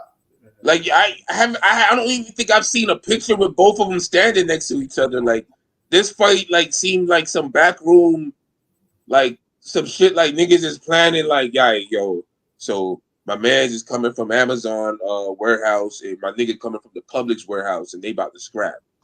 I mean, funny thing is too is I know they filmed the commercial for this shit, but I have not seen this shit air. Anyway. I was trying to watch it. I ain't gonna lie. I tried to watch the Gloves Off or whatever, but it's like, you know, they're not speaking English. I just kind of like. I'm not trying to be like that. I'm just saying, like, you know, I can't. You know, I'm saying, like, if it's one person, I mean, I don't know. Yeah, with both. But see, look, the way around that, when you got two motherfuckers who ain't speaking English, and then I know some of you niggas hate reading subtitles, but even if no English, no reading, you gotta have training and gym footage. Yeah. You can't just have these motherfuckers that no one knows what they're saying, or a good percent of people don't know what they're saying, and you just have them talking and doing boring shit. A nigga might fuck around and you know, all right, Canelo jumping rope, Canelo running up a hill, Canelo sparring, okay, he doing noodle drills, or mints, all right, fuck it, man. Munguia, same shit, okay, okay, cool. You end up fucking around, watch the whole episode by now. You hear a word that motherfucker said. Yeah, the only thing about you got them niggas talking, you zoning out, and you like, fuck. It's sort of cool little pinata shit, you know, the first press conference, I guess, whatever, but little pinata and all that bullshit. Dude, Ryan Garcia victory tour is like more buzzing than this shit. Yeah. And this nigga meeting Prime Time, and he meeting Trump, and this nigga and that. Like, bro, like Munguia, Canelo. It's almost like an afterthought. We're already like moving on to like, yo. So would Berlanga fight Munguia? Like no one cares. Like Canelo, I told y'all niggas last year, bro. Canelo got no juice right now. Like OJ had more juice than this nigga, son. R.I.P. Yeah, I mean, for me, like, I ain't gonna lie, I haven't really ordered about 3 pay-per-views in the past 5-6 years. I am gonna order. I already have it lined up where I'm gonna order the Tank Benavidez card and also the Crawford card. So I'm just saying, like, even though the welterweight fights are pretty decent, and I think one of them might upset the apple cart, whether it be Stanionis or Barrios, this fight is not worth it to me. In order for, you know, I don't know. Well, I mean, the fight itself, though, but honestly, I think the card is pretty decent. The card's good. The card's good. The card's pretty good. I think the card's the reason why it shouldn't be no damn $89.99, and we'll get to that in a little bit. But in terms of, I know, LB, you said Munguia by majority decision. Pilot, what about you? In terms of your prediction? Damn, I've been thinking about this again. Like the elephant in the room is Canelo. Potentially, you know, we've said he's been on a downward slope. He did look better in the Jamel, even though he didn't stop him. He did look good in the Charlo fight. You know, and Munguia is a guy that's vulnerable.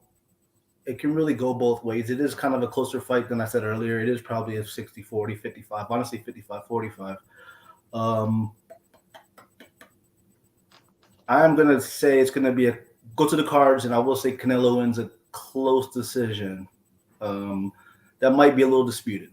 I think he might even get hurt or rocked, because I think both guys might get hurt. This could be one of those Mexican classics. You know what I'm saying? I'm hoping it is. This could be a fight where both guys get hurt. That'd be a first. You know, both guys get hurt, in the course of the fight, and it's just the back and forth. Munguia, in a loss, I could see Munguia's stock maybe even going up. But I don't think he'll get the decision. Some people might say, you know, we might be arguing about it on the Monday after, but I think Canelo will win a close one. All right. P, what about you? Man, this ain't gonna go the distance, man. Jaime gonna get stopped. Like, y'all gotta stop with this bullshit. I know we don't like Canelo. We're mad at Canelo because of what, and rightfully so. We get all the criticism because of the Benavidez shit and all this shit. But Jaime is not it. I'm sorry. I'm going to burst people's bubble right now. No defense, having ass, walking into a whole bunch of counters is what we're going to see all fucking night for however long it lasts. Like, bro does not have the defense. Does not have the speed. He's got the work rate, but he's going to walk into everything. No fucking IQ. Nah, I'm sorry. Munguia is not. God damn. This is a cherry pick. One thing about Munguia is, see, it's funny because Munguia is the exact opposite of what, like, one of the things that I've told Pat this, one of my things is that, like, I hate when fighters do is these fighters that just, they wait for that perfect opportunity to throw that perfect punch. That shit is so fucking annoying. Just punch. But fucking Munguia, he's the complete opposite. He's not going to wait for the opportunity. He's going to just find every opportunity and just be reckless. And against a guy like Canelo, he gonna pay for the recklessness. Watch. Bunch of uppercuts, bunch of hooks to the body. He gonna get tagged all night. Damn, you're making it seem like it's gonna be the Angulo fight. Like this is bag work. When has Canelo had bag work? It's not gonna be bag work. Munguia might have describe bag work, bro. Munguia might have his moments, but he's too hittable. And fucking Derevianchenko hurt this dude. So, like, what are we doing? Like, but this is the thing. I'm let's be honest here. Derevianchenko would give Canelo a hard ass fight too. They just never fought. At this stage, old ass, especially with Derevianchenko's footwork and Canelo's horrible ass feet. Not this version of Derevianchenko is washed, and that version. The one that turned it around for fucking Munguia, was it? That dude was washed, bro. I saw that. Dude, but he didn't fight like a washed nigga. Yeah, because Munguia is trash. That's why. Dude got beat up by fucking Carlos Adames, bro. Carlos Adames, like. But that was a different Derevianchenko. Oh my goodness. Oh my goodness. Listen, if we going by the last fight, and we're talking about Derevianchenko, we talking about that fight though. I didn't see Derevianchenko because Derevianchenko fought again, right? I didn't see that. Yeah, he just fought and he looked like shit. He won, but you can tell the age is sitting on him on that. But he wasn't fighting no dangerous dude like Munguia, was he?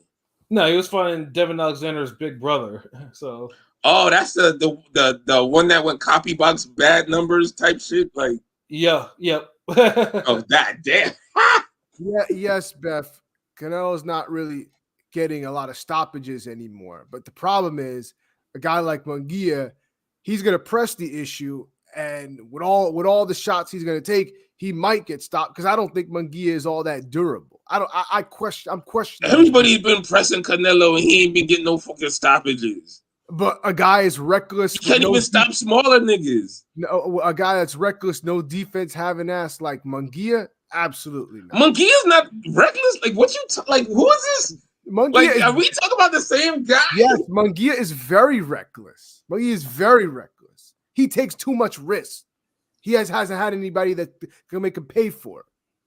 I mean, Rosado was making them pay, but it wasn't enough. It was sporadic counters. Right. I wonder who else does that.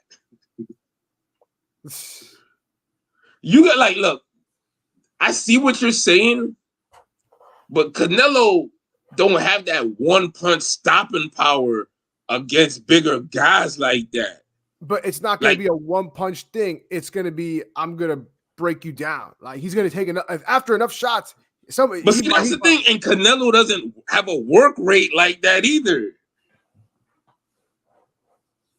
Yeah, couldn't stop John Ryder either.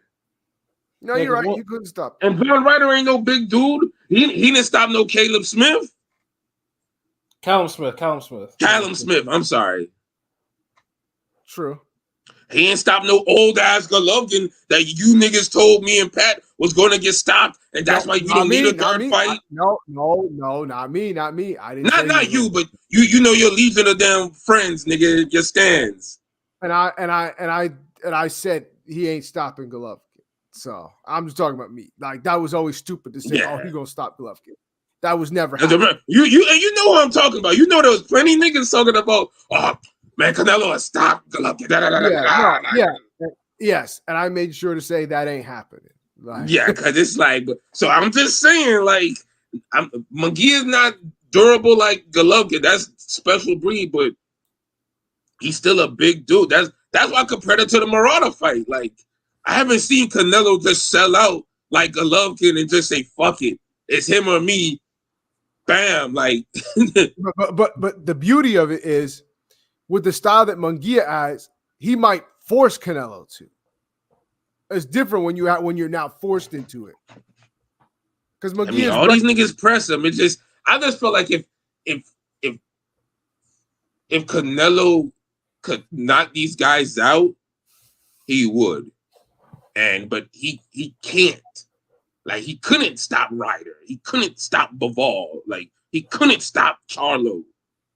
Not because he didn't want to or whatever. Like, he just couldn't do it. He don't have that next gear. Well, Charlo wasn't engaging. after here we go again, bro. Like, we all sat here and saw Inoue versus Butler. No, we saw that we not getting that excuse no more. No, he was mailing it in. Like, he wasn't after he got knocked down, he cashed out and said, all right, I'm making a business decision. I'm not engaging at all. So Canelo wasn't going to. It's not like he was running around the block, bro. Like, he's there in the same ring. But here's the thing: Canelo's not going to force the issue against a guy. Of course, because Canelo only got like 4 good rounds his damn self. But you're telling me Canelo's going to fight hard as fuck for the first 4 rounds and really beat up Munguia so he could kind of cruise and then stop him late? Damn, that's a whole lot of fucking ifs. This ain't gonna be a late. This ain't going late. This ain't going. So what's your prediction then? This going 6 rounds. 6 round. Okay. All right.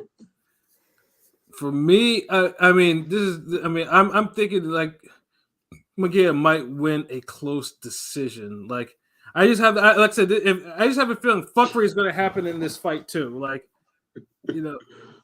Yeah, like, I honestly think it's gonna be like a majority decision type of thing, what? Because like I said, one thing about if it goes a distance, it's not the cards are gonna look like they're gonna be skewed. Like, one person was clearly the winner, but the cards will make it close or make one card retarded. So it's like Munguia gonna win the event, bro. Yeah. Wait, hold up, Beth. Since when has Canelo been known for cutting the ring off? Canelo has not been great at cutting the ring off. He's like. Come on, man. Like, nah. Sorry. He wasn't. Didn't he cut the ring off on Kovalev? No. Did he cut the ring off on Daddy Jacobs? No. Did he cut the ring off on Golovkin? No. Did he cut the ring off on Lara? No, absolutely not. That was the one fight that made it clear he couldn't cut the ring. Did he cut the ring off on Bivol? No. Did he cut the ring off on Amir Khan? No. The only person he successfully cut the ring off on was Saunders. Like, really, that was the only one. And that's why I'm laughing that Beth said that Canelo is known for cutting the ring off, unless he was being. Did he cut the ring off on Plant? No. Because this is the thing, Canelo, he's like Pacquiao in a sense. He steps to you, but he doesn't cut off the ring. Like, he has a way of pressuring you without cutting off the ring, but he doesn't really cut off the ring. It's that Pacquiao. So that's why you could turn Canelo and outbox him. Right. And if you've seen it happen in fights of varying degrees. Well, we'll see. Maybe Munguia rises to the occasion. Maybe I'm wrong. I'm okay. Canelo would have to rise to the occasion to do the shit you talking about. Like, dude, Canelo ain't never been in no Mexican war before. Yeah, I don't count them Kazakhstan wars. And now he's gonna have one with motherfuckers, because it's gonna have to be a war, And he's gonna have one with Munguia. Okay. I mean, but crazier shit has happened. Like, Canelo 6-round KO, that's not even bad. Like, but damn, Pat, I'm fucking sorry. This nigga, This nigga King P just with his mysterious ways. Nigga, fuck that nigga. Finish what you saying. I'm sorry. I stepped away real quick. What was King P's and Pat's prediction? My bad. God damn. Munguia majority decision. And King I P said Canelo 6-round stoppage. Yeah. But do you see Munguia having some success early, Pete? I mean, a little bit, right? Maybe the first 2 rounds. Yeah. Gotcha. That's all it takes for Canelo this day and age. Yeah. The main threat here is Canelo is, a lot of Toronto's tired, so it's like eventually Father Time might catch up, so it's like.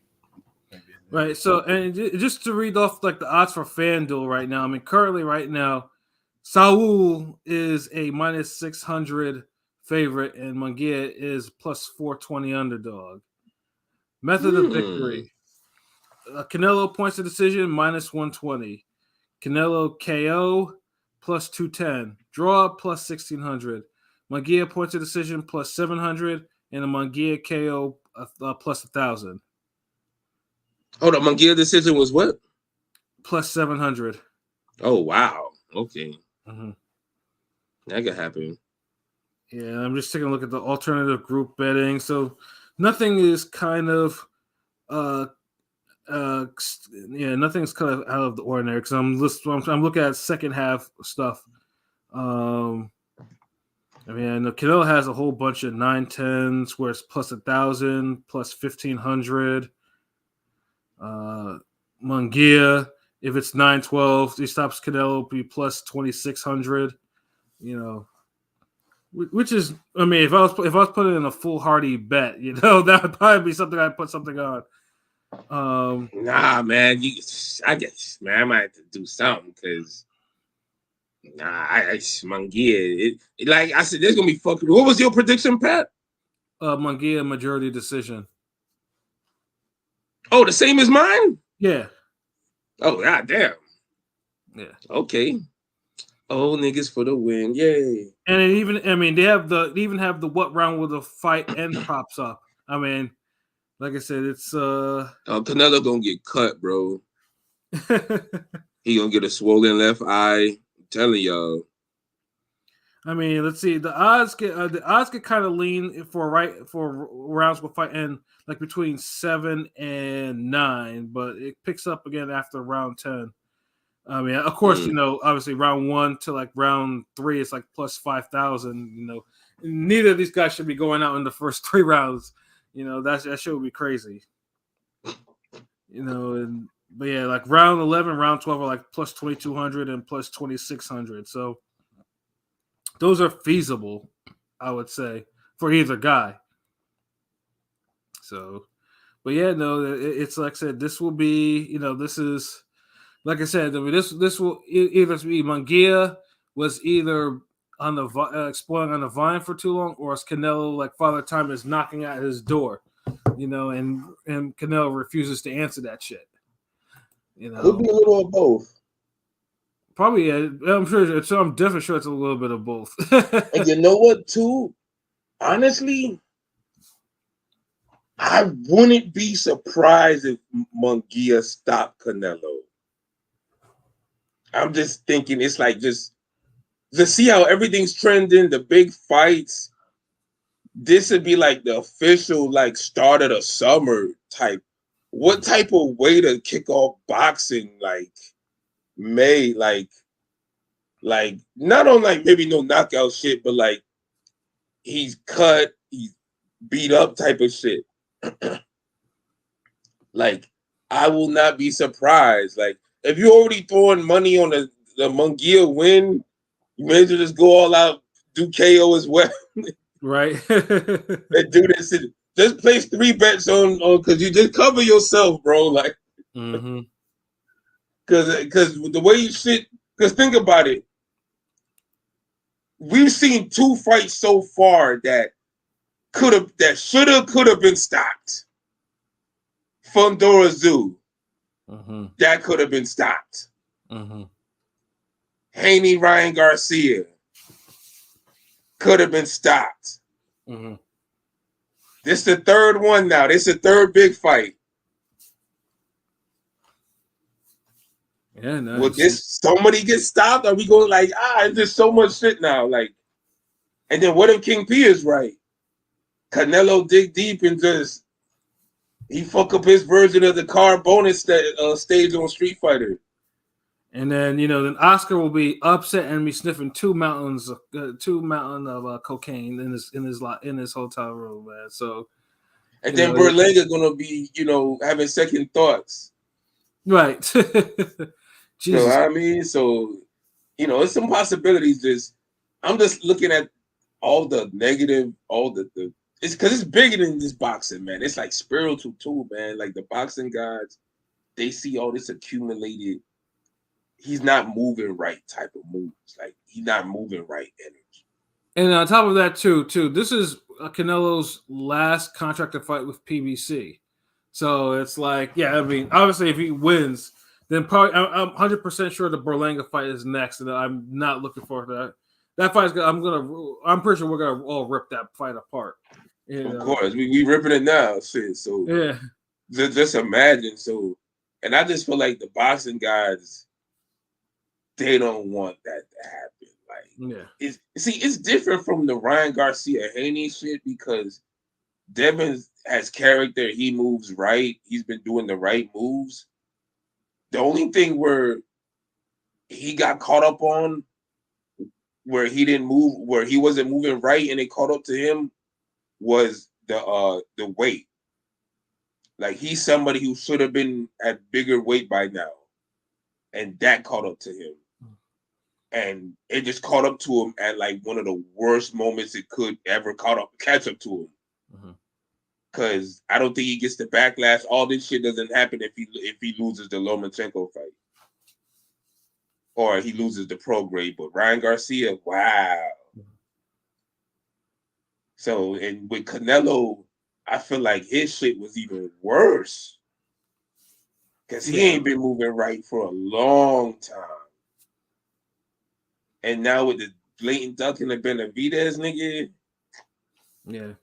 Like, it's just the fuckery potential. Canelo could even get a big gas that prevents him from fighting till next year. I'm serious, bro. Like, he could, like, the way this shit works sometimes is you'll get the most extreme result.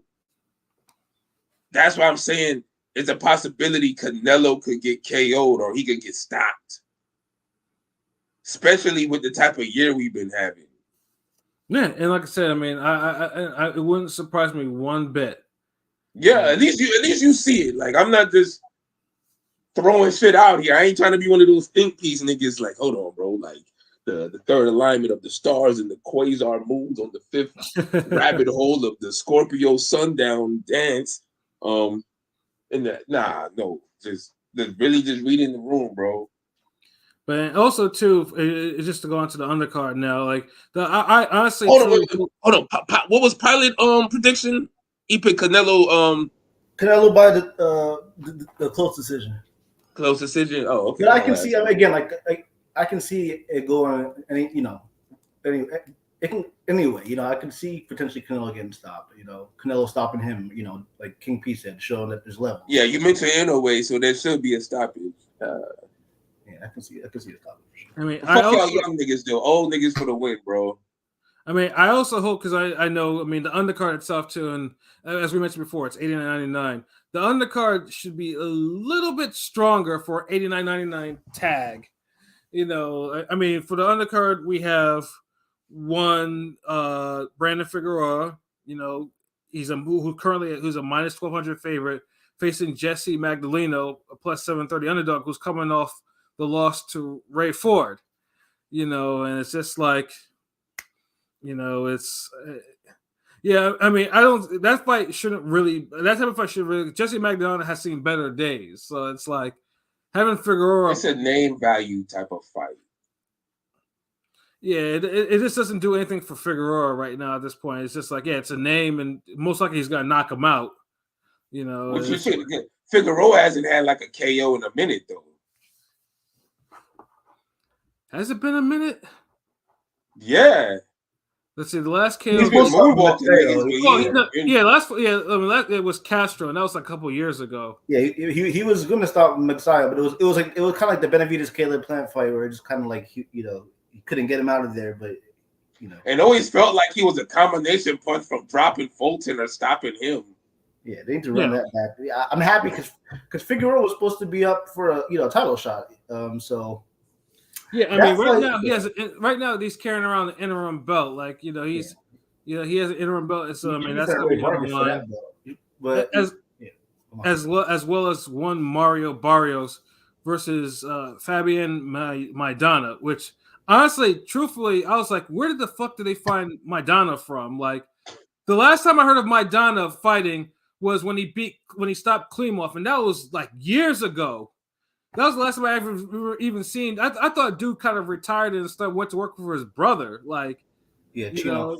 I swear one of the I feel like either the Maidana or Maestre might upset the apple cart because welterweight's a division that needs some. I feel like giving the Stanionis stuff a 2-year layoff, Maestre might give him a tough fight.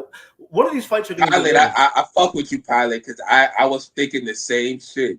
One of these guys might, because these guys are supposed to be the new welterweight champs once Bud drops the belts, basically. But I feel like, you never know. I mean, obviously, Maidana. Right now, Barrios is a -1,000 favorite. Maidana is a +630 underdog. Like, and Maidana, for all his faults, can actually punch, but unfortunately, they don't have like the method of victory props up, just the money line. But one fight I am definitely on board with Stanionis and Maestre, and truthfully, I want Stanionis to win and win by a brutal knockout. Yeah, I want him to win like that too, but that's the fight I'm worried about the most on this card. Like I'm more positive about Munguia winning than Stanionis is. Off a 2-year layoff, crazy. Off a 2, he put out the first time. I don't agree. Although the layoff will hurt him for a little bit, but because that layoff, man, like unless you're Keith Thurman, I don't trust niggas on these layoff fights. Maestre's been active and he's been fighting quality dudes. The way Maestre bodied Trayvon Marshall, I know that Trayvon Marshall wasn't ready and all that, but that kind of, in the sense, I know he's an old head, but it impressed me. It's like, this guy, he's got a deep amateur, background. It's gonna be a fight where he might be competitive, very competitive, maybe. I don't know. We'll see. Right now too, like if you're, right now Maestre is +730 underdog, so there might actually be value in putting money on him. It's possible. It's one of those, like, oh man, like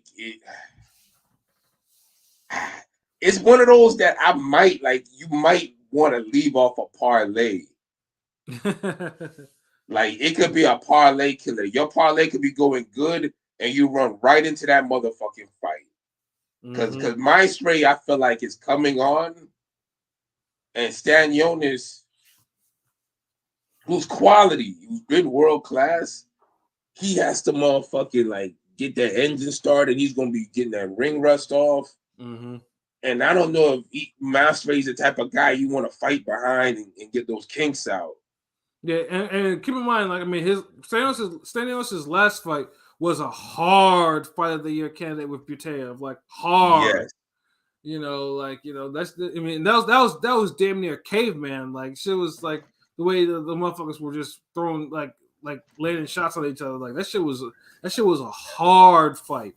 I know Buteyev lost to the German guy that was cheating, so it got rubbed off, that 0. But Stanionis had the best win out of the young welters. He had the best win, and he had momentum, obviously. But with the whole Ortiz ordeal, where he pulled out the first time and Ortiz pulled out 2-3 times, it's like 2 years. He hasn't fought since the Spence Ugas. You know what I'm saying? It's kind of crazy to think about. That's all.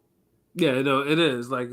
And that's but the fact that they have him such as a large favorite is like Maestre, for all I'm saying, Maestre is old too. Maestre is like 37, 30, 38, somewhere around there. So time is not on his side either. But like I said, Maestro has been active and he actually has actually fought competition. Fighting some competition is better than fighting no competition in the last couple of years. So it's like, and it's not like he's been looking bad or anything. Yeah, Maestro's last two fights are kind of like made people forget that Michael Fox was, had him, boxed his ass up, and yeah. yeah. And So you got that damn gifty gift. Yeah, and then also in the preview, we got 2 fights. We got Vito Milnicki facing Ronald Cruz, and then we got the return of Jesus Ramos, facing Johan Gonzalez, and it's like, so I mean, it's not as the high level previews as it was for the Zoo Fondora card though, but it's always good to see Jesus Ramos. I mean, obviously we all know. I mean, most of us either. I know it's still ongoing whether or not he lost to Lubin or he didn't lose to Lubin. He didn't look good, yes, but I still thought he pulled it off against Lubin. Like he still won like a 151-13 type of decision at least. Man, he got fucking robbed. Fuck all that. Lubin Yeah. ain't doing nothing that goddamn fight. Yeah. The scores that they read for that dude, what the scores were, was it? Yeah, 117, 111. That was not a score. 116, 112. That was not a score. 151-13 was a score, but I wouldn't put it for Lubin. Like that shit was a draw. But whatever. Yeah. That's and you know what? I could respect it being a draw too. Like that. Honestly, that should have probably been the damn best score for that fight because neither one fought like they wanted it enough. Yeah, I don't know what the fuck they were doing. Like Lubin was trying, but he was looking struggle, and Ramos was in second gear and just couldn't be bothered. Yeah, like, and then Lubin, he has like, I ain't trying to be stopped. So he's only gonna do enough. So he's only gonna do so much. Right. And then Ramos, for whatever fucking reason, just couldn't be bothered that night. Yeah, I don't know. I didn't rewatch it, but I feel like if I rewatched it, Lubin might have won a lot of later rounds. Just off boxing. I don't know. Ramos was set up to knock that guy, knock him out. He failed the mission, basically. Yeah, he failed. Yeah, and this is after Ramos was actually looking like a true prospect. He was looking good. I don't know what, and Lubin didn't do anything like crazy. He's just. I mean, this guy beat before Mendoza got his second run. I mean, this guy beat Mendoza. You know what I'm saying? Yeah. Yeah, Ramos just either will decide like, you know what, I don't really have to try. I'm gonna get the win anyways, and end up costing them his 0. Yeah, nigga had the damn the Mikey Garcia versus Sandor Martin approach. Yeah, and that shit didn't flash. So hopefully he actually learns his lesson. I mean, obviously, we hope he impresses on the preview, but yeah, that's imagine being in your prime fighting like that, thinking like that. Like, my goodness, nigga. Yeah, that shit would have drove me fucking crazy if I was a trainer. Facts. Yeah, you know what I'm saying. But I mean but that's basically the whole card. Like I said, in the 89.99 it's steep too. But I also understand too that if you check your local movie theaters, it might actually be playing in there if you're actually looking. So you don't have to go to like a Dave & Buster's or wherever. Like it might actually be in your local movie theater.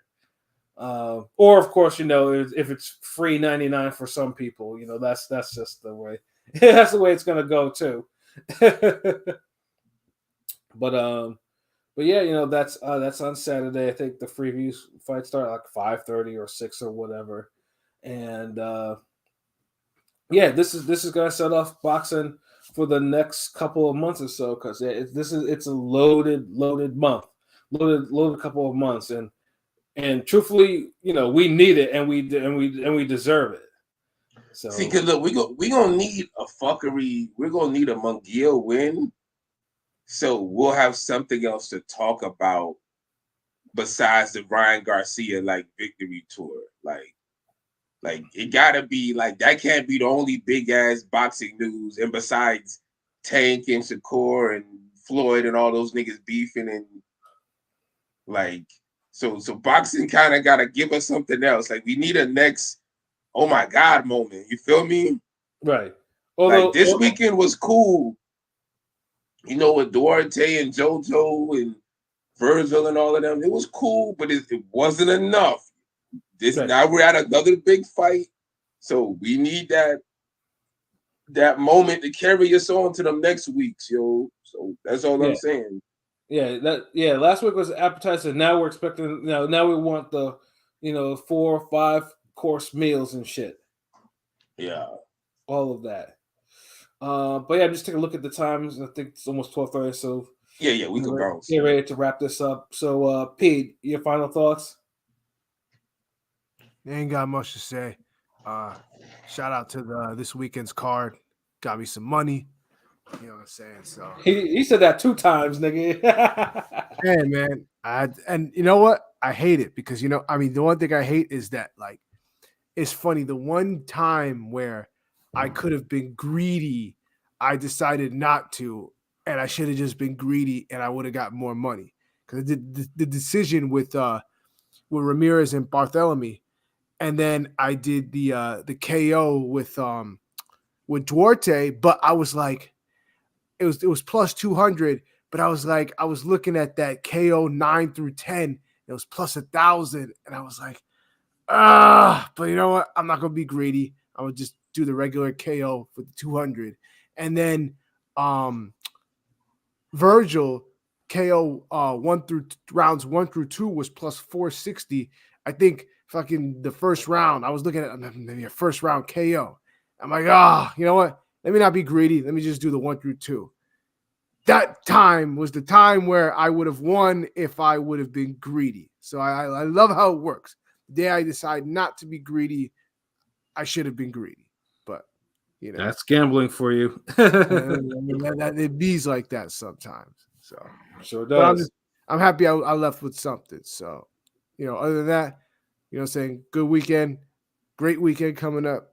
All the big fights, we gonna love it. So other than that, you know what it is. Ring Gang Radio.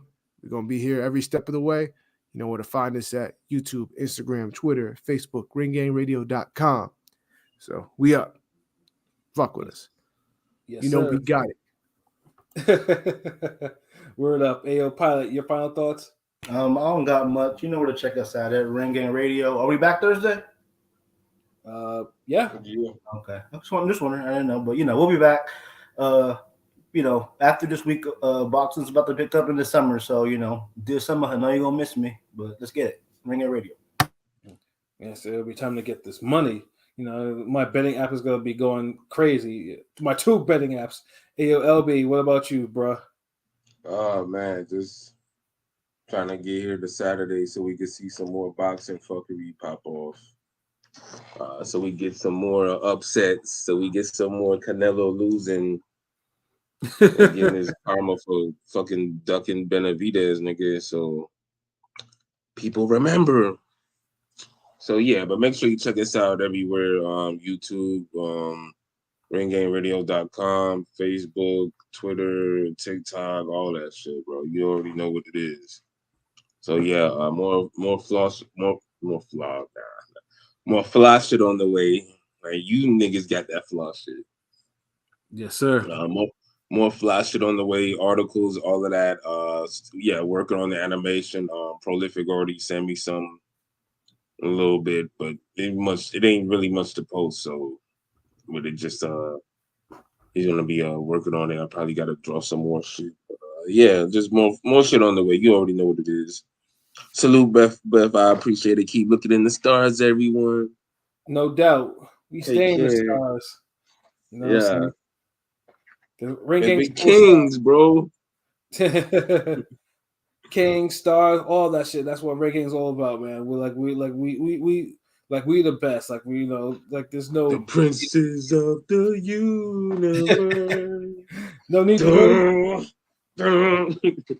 You already know what it is, but yeah. But yo, shout out to everyone who sat there and listened to us. Shout out for Luki for his brief cameo and whatnot. And shout out to the 702 for the super, for the super chat. Like I said, we got super chats now, so make sure you see that. Make sure you see that. You show us some love, though. You know what I'm saying? Because all we do is go into the top. Like I said, everything like a website, the YouTube. Everything we post is John Blaze. So all you have to do is just tell your friends to do the same thing. To listen, like, comment, and subscribe, and and we can all be friends because we do this shit for y'all. But man, boxing's on the upswing, man, and hopefully that means more boxing trips and everything like that. Because and I need to make up my mind because there's just so many fucking things that I want to go to. That I gotta pick one of them or pick a couple of them eventually. But yeah, no, this was a great show, whatnot.